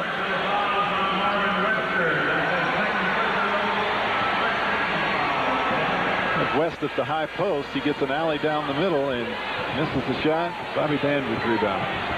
2 fouls on Webster. Charles Johnson. He's flapping his right hand as he goes down the floor, hoping it doesn't cool off on him. That's 15 points for CJ. 6 of 11 from the field. John Johnson over Dandridge.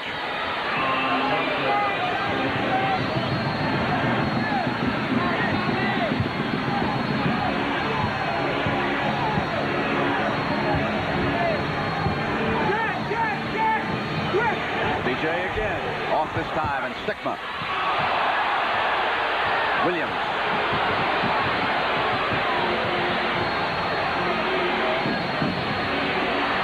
DJ. Sure, Seattle felt that their percentage has got to increase. They're not a 29% shooting ball club, even if they are shooting from the outside.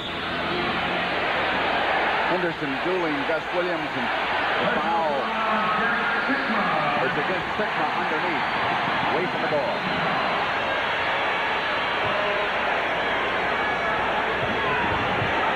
Johnson.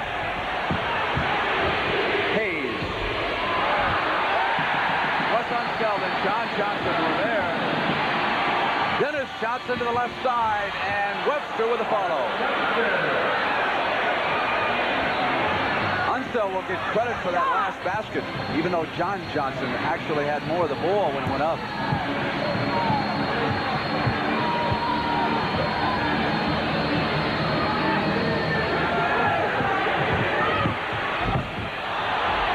Hayes misses the follow, and Stickma's out. To Williams, it's 3-on-2. Dennis Johnson again had the left all alone. John Johnson picked him up, and CJ with the foul. Dennis had actually stood there, and Gus looked the other way. See the play coming back here. Gus looks to the right side, completely loses it. Dennis wide open, had the easy layup. John Johnson sees him, makes the play, and Charles Johnson called in there for the foul. At the other end of the floor, Marvin Webster took a shot. He didn't even come down to rebound on this try.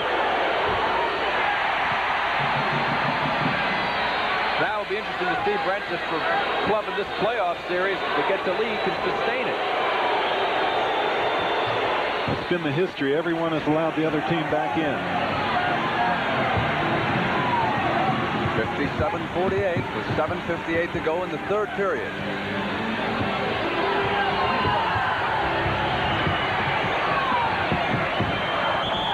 Bullets will keep it. Marvin doing an excellent job of getting his hands up in front of West, trying to take away the passing lanes. That's what you must do defensively. Don't give him a chance to sit there and pick out his target. Now Dandridge comes into the middle. Dandridge gets it back. Wilkins terribly upset that a foul was not called underneath. Bodies flying every which way.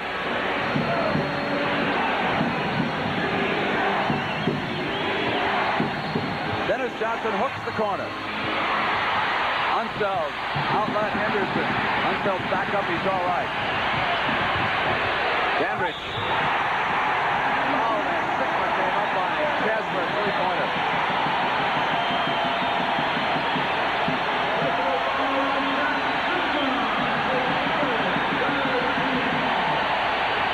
Here we have Bobby Dandridge in the corner, putting a little hesitation move on, getting by JJ, going up for the shot. Stickma hitting him with the body. Potential three-point play coming up.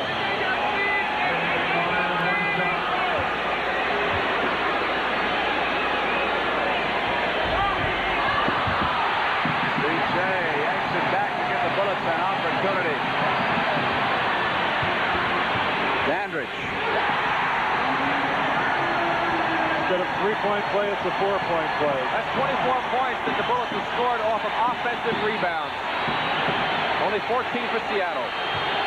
Giving the Bullets their biggest lead of the afternoon. Hayes. Dandridge. in a little too far. Charles Johnson back to Bobby D.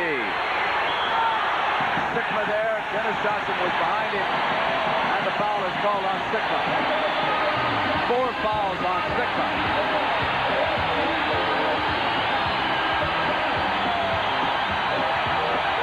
Dick Motta will take a timeout. 6 minutes and 40 seconds to go in the third period. And the Bullets driving toward a 7th game.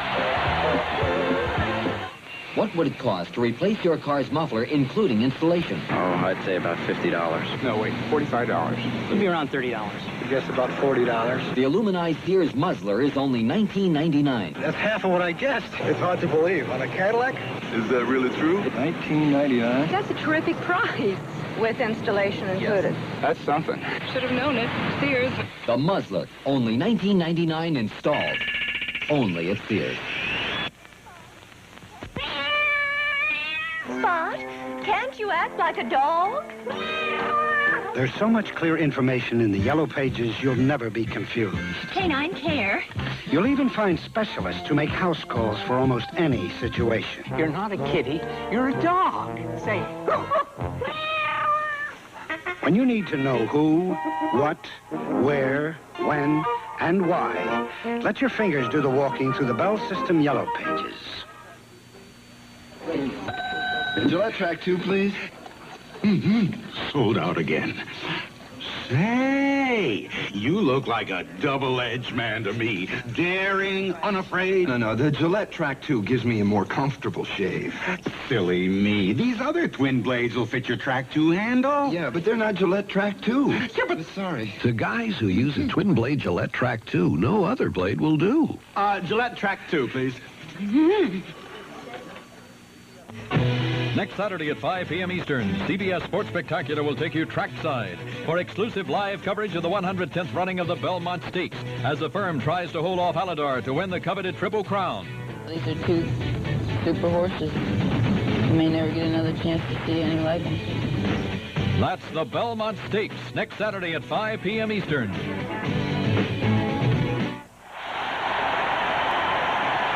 the cheers in the Capitol Center, Abe Poland, the president of the Washington Bullets, and a very happy man right now with his team in command.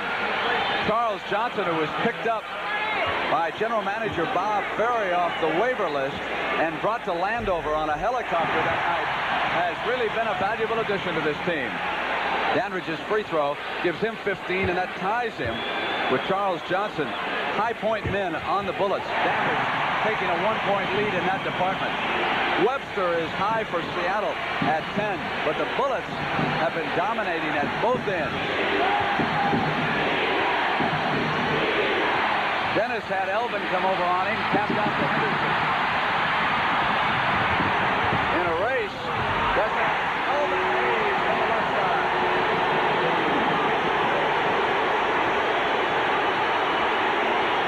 Now Washington must maintain this intensity. They can't give Seattle a chance to get life.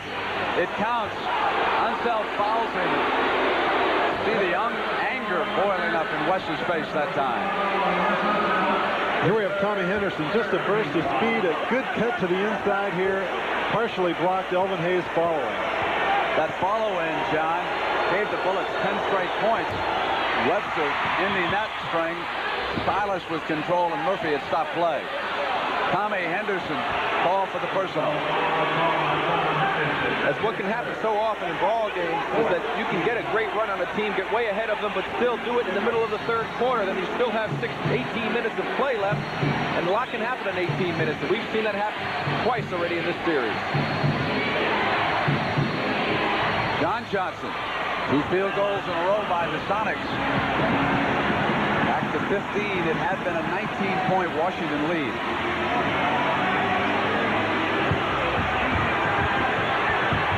Johnson wanted to give it back, and the Sonics can string together 3 field goals. They do. No. Webster. Still not there. And the Bullets with control. They survived the assault. Johnson outside. Elvin Hayes couldn't bat it back in as he came up.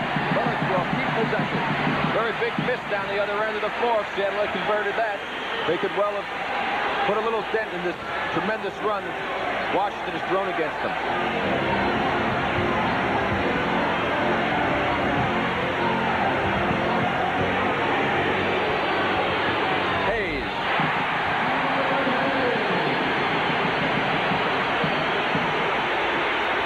The difference with the bench, 24-9. It was 38-8 the other way Friday night. So a huge turnaround.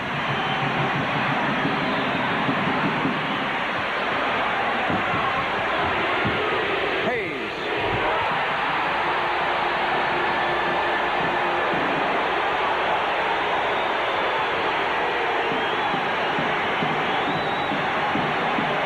Washington really playing inspired basketball. This is the best they've played so far in the series.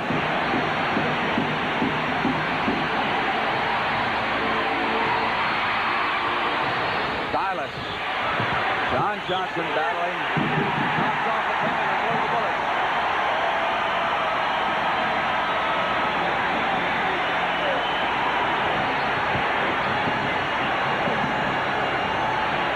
Interestingly enough, during this spurt, the Bullets are taking command of the boards again. They're ahead by 11. Dandridge trying to come free of John Johnson and John Fowley. Here's a situation where when the man has the ball down near his knees, he can't do anything but dribble with it. Stay off of him, back off a little bit. When he gets it up over his head, then you have to come up.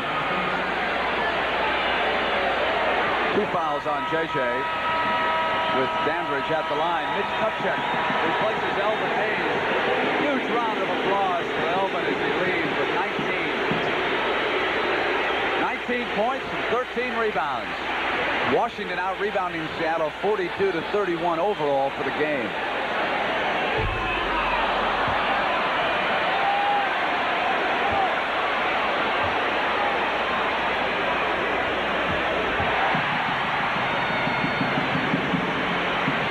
Point difference. 4:15 to go in the third period.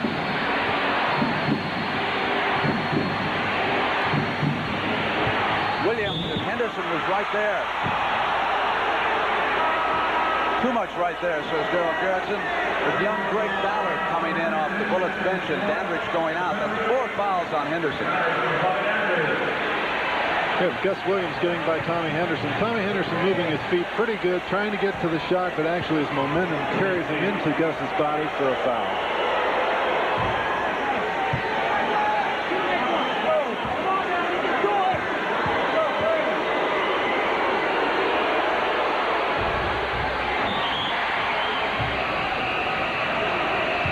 Both teams are in the penalty. Larry Wright checking with Motta. Henderson goes out for the Bullets. Unseld, Kupchak, Charles Johnson, Larry Wright, and Greg Ballard on the floor. Johnson rebounds. Outlet to Wright. Back to Kupchak on the move.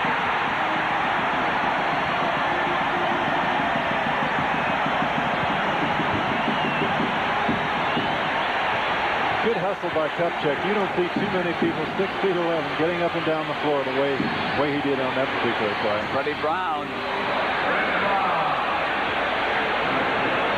Commissioner Larry O'Brien and his wife watching Game 6 in Landover, Maryland. Webster blocks it out of bounds. Bullets keep it. Dick Motta yelling at Charlie Johnson, slow it down, Charlie. Let's not get carried away out here.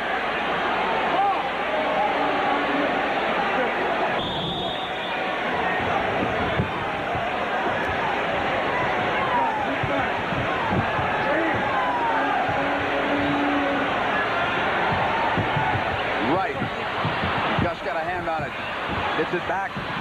Bullets come back on defense. 3-on-3. Williams swings inside. Chance for the three-pointer. Adrian Dantley, who grew up in the Washington area before he went to Notre Dame, and then came into the NBA, closed out this year with the Los Angeles Lakers, was the Rookie of the Year with Buffalo, went to Indiana. Washington is a hotbed of basketball interest, and it always has been. And one of the truly remarkable schools is DeMatha High School in this area. Bob Ferry, the general manager of the Bullets, had a son who played on the freshman team this year. That basket did not count, Brent. The foul was outside before the shot. Gus 1-1 with the penalty for 2. Made both. So he made it 74-57 at 3:10.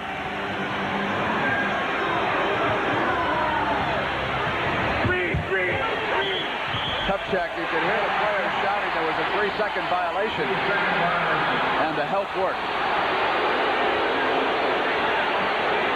Goes to the Sonics. Still plenty of time to go. 3 minutes in this third quarter. They've chopped it back down to 17 points. They have to try and play it cautious, not get carried away, chop away 4 or 6 more, and they're right there. Pull up by Williams, who has taken control of the offense. Webster comes back. Ballard. Kupchak.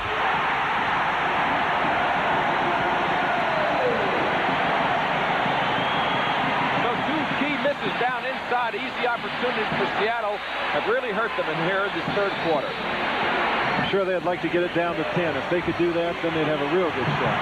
Freddie Brown misses. Ballard goes to Johnson. Kupchak again breaking on the right. The offhand basket by Charles Johnson.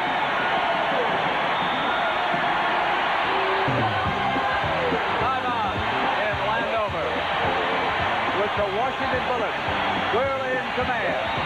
78-57.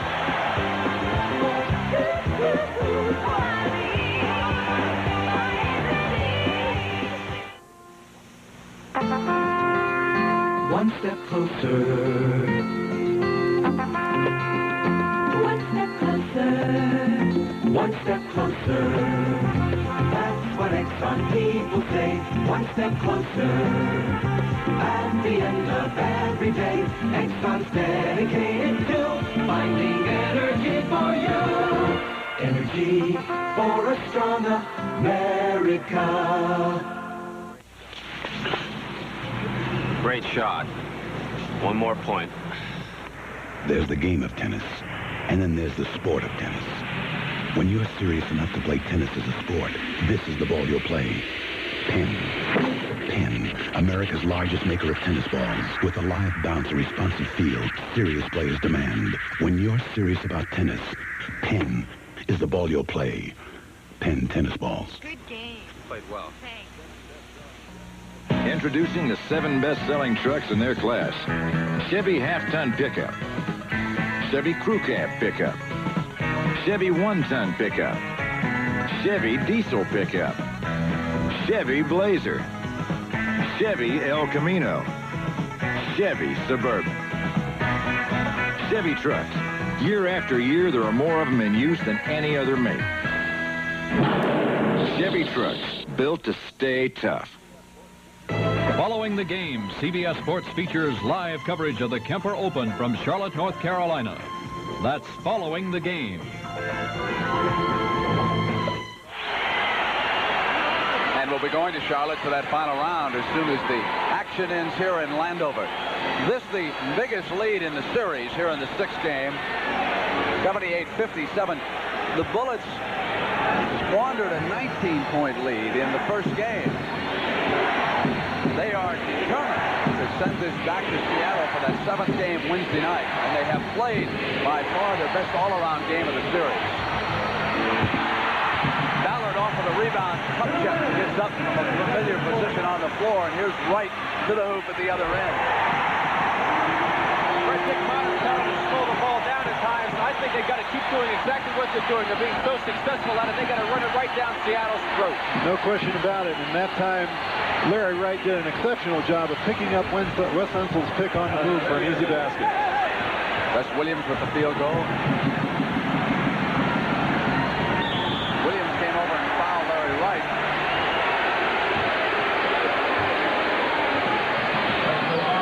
There's the previous basket. See Larry Wright taking the ball right up the middle.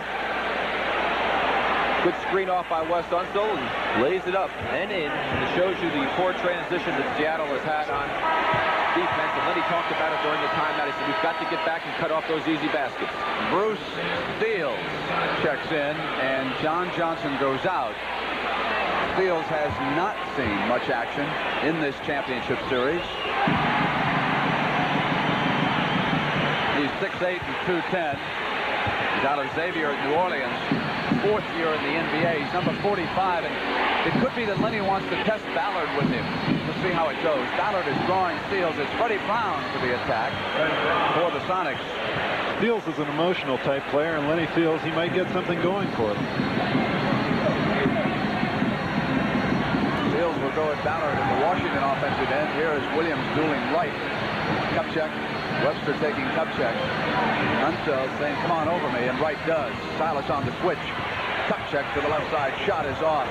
Silas couldn't hold the ball. Unseld got it back.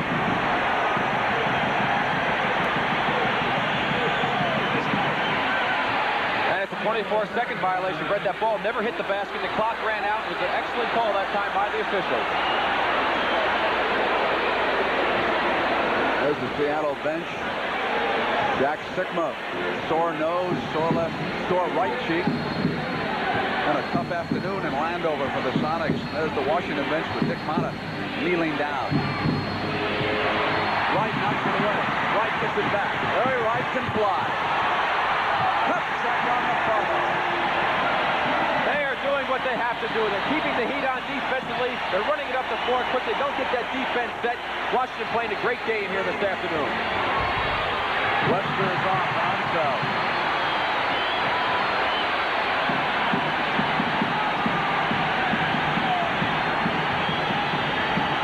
Time left. Third period. Johnson goes to the left. Steeles had a hand on it. Williams runs it down. At the end of the third period, I won't have to tell you the score. You can just listen to 19,000 and some.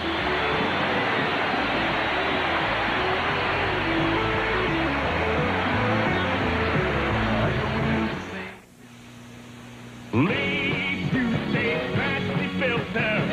You can lean on me. Dirt is your engine's enemy. You need all the protection you can get. That's why Lee adds a second stage here in our oil filter to trap more dirt than single-stage paper filters. And in our air filter, it traps larger dirt particles to help the inner filter breathe easier, cleaner, longer than single-stage paper filters. Lee 2-stage Maxi filters. Trap more dirt, pack more protection. The NBA on CBS will continue after this word from your local station. Mother Jefferson is dropping in for the weekend, and George is dropping out on the Jeffersons, now Mondays on CBS.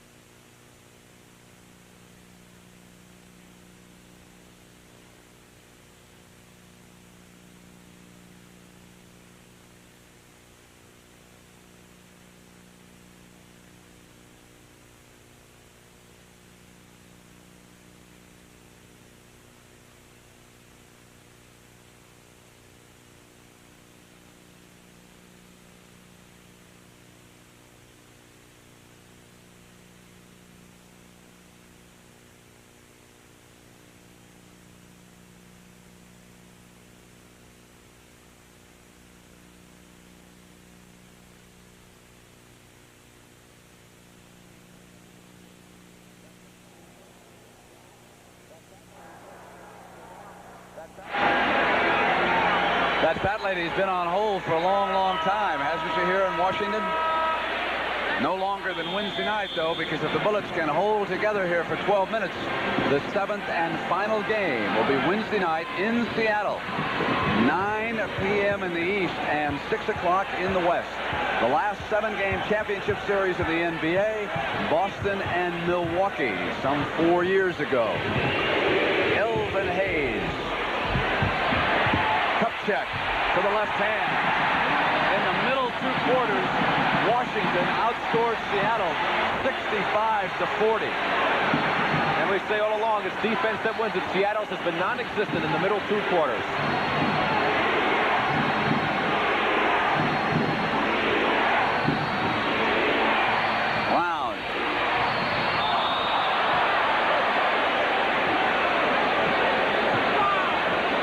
offensive goaltending was called that time on Mitch Kupchak. The ball was still going in the basket regardless.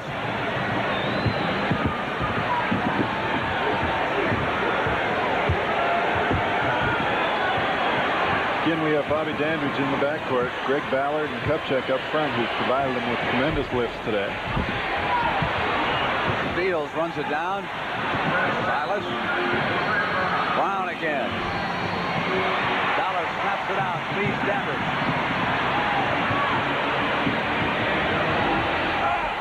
Kupchak. The Washington Bullets bench has been absolutely awesome in Landover after being outscored 38-8 Friday night in Seattle. And I would anticipate in that 7th game in Seattle, the way things are going, that we're going to see an awful lot of Greg Ballard. Steals. Steals running it down. Williams. We had a mistake on that rebound statistic in the third quarter. Right now, it stands 65-40 in favor of the Bullets. They have dominated totally, especially on the offensive board.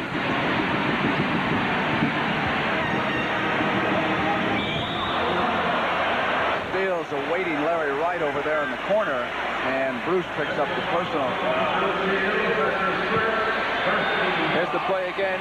Wright, tremendous quickness, hustling down the floor. Steals, moves over in front of him. Good call by the official.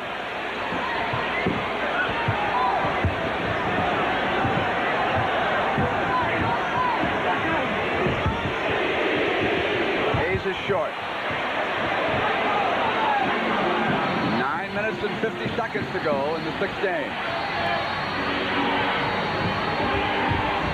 Wow.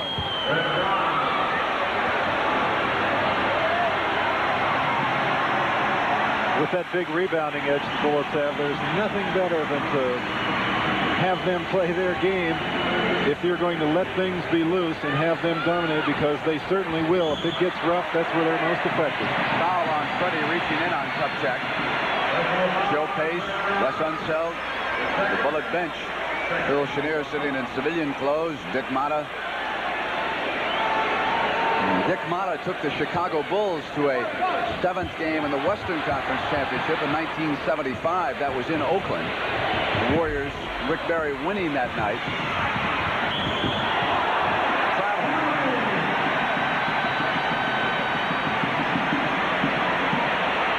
What is the bench total, Rick? 40-17. Just almost a complete turnaround from the other game when it was 38-8. Outscored by 30 points. Now by 23. And of course, Charles Johnson's had a lot to do with that. He's had 17 points himself, I believe, equaling the total of the entire Seattle bench. Nice to see a former teammate do well. Ballard up on Steals. Freddie Brown and Hayes. Foul call. Freddie trying to screen off underneath. And Sigma picks up the foul just to the side of Freddie. Let's watch the play here and see underneath. The foul's on Sigma. There he is with Elvin Hayes. You're watching him. Right there, he grabs Elvin, gives him a little bit of a pull, picks up the foul. One way to get E out of there.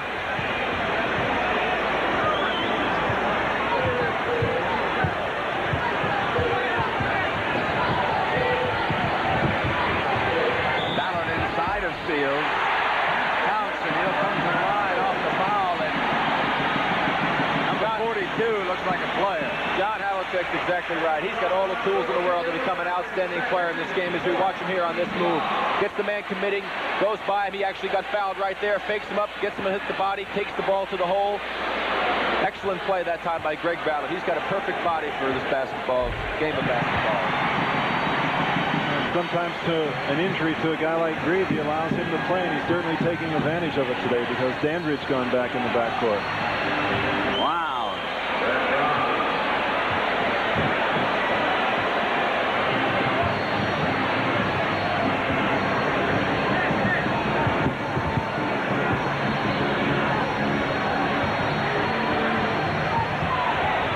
Loose ball. It's the Sonics. Still loose. Picked up by the Bullets underneath. And Bobby Dandridge. Axe to the floor.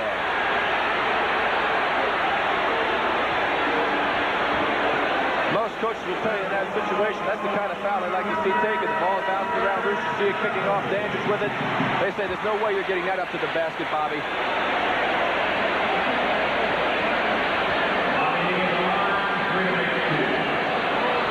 8 minutes and 31 seconds. Dandridge at the line. Bobby Dandridge was in that last 7th game of the championship series. So too was John Havlicek, who's working here with Rick Barry. Boston Celtics won 3 games on the road in that series. Chris Evans went in Milwaukee to win the title. That's what I was about to say, Brent. The home court advantage in that 7th game really doesn't mean too much. Freddie Brown and Dandridge clubbed him from the side. But of course, John, every coach will tell you, say, listen, this is what we played for. Now let's take advantage of it. As Fred goes up with a shot, there's the good block, but he whacks him with the arm after the block. Still nice to be home. No question about it, because when you're home, you feel you do have a little advantage. I think with the 8 teams or championship teams I played with, only 1 or 2 won in Boston.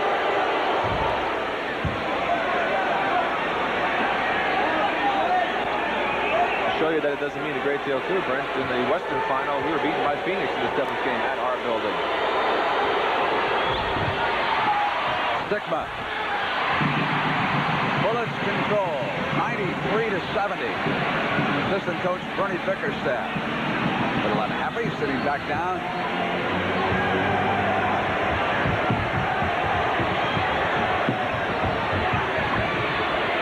Dandridge coming inside of Freddie Brown.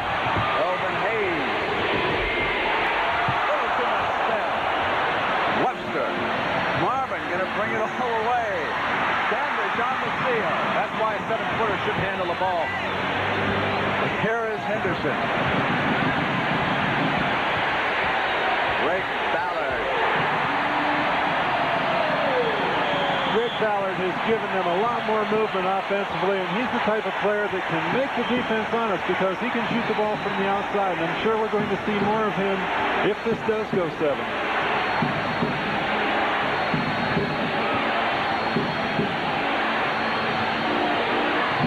Steals.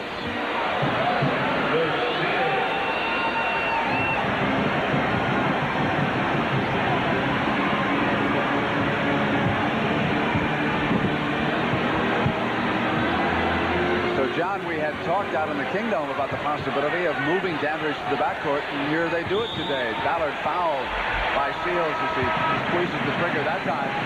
We had said then that it would be a desperation move, and of course, today, with the injury, comes in, and so it's time for a little bullet fever in Landover.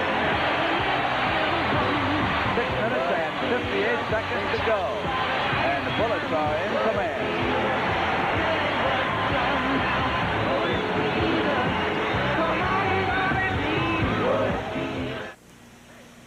Okay, big, green G. If National's going to be the best car rental company, we have got to hustle. Schultz, the last reservation call. 9 seconds, sir. Walsh, free-line service means... Fast service, sir. Willoughby, before we rent this new Chevy, we check all 10 items on the maintenance checklist. And then we sign it. Sir. Okay, team, let's go. Working for you, the big green team. We're National Car. Take any razor available in America. Any razor. Now there's an electric shaver that will shave as close or your money back. The Remington XLR. Remington can guarantee a close shave because only Remington has this remarkable 3-part system. The first head shaves close, the second closer. The unique intercept cutter is designed to shave longer hairs. The Remington XLR. It shaves as close as a blade or your money back. I'm fixing up your house, Bozo, with tough paint this time. Right, Dad? Lucite's plenty tough. It resists peeling and cracking. How come? For one thing, it's got mica. Mica? Mm-hmm. Mica's a mineral that reinforces the paint by forming overlapping plates that help make a tough seal. So it resists peeling and cracking. He means Lucite lasts. Now get a $1 refund from DuPont on every gallon of tough sealing Lucite. Next Sunday, CBS Sports presents the World Invitational Rackets Championship, with U.S. Open champion Guillermo Vilas competing in exciting, fast-paced action with superstars from 5 other racket sports. Be sure and be with us for the World Invitational Rackets Championship next Sunday at 3 p.m. Eastern.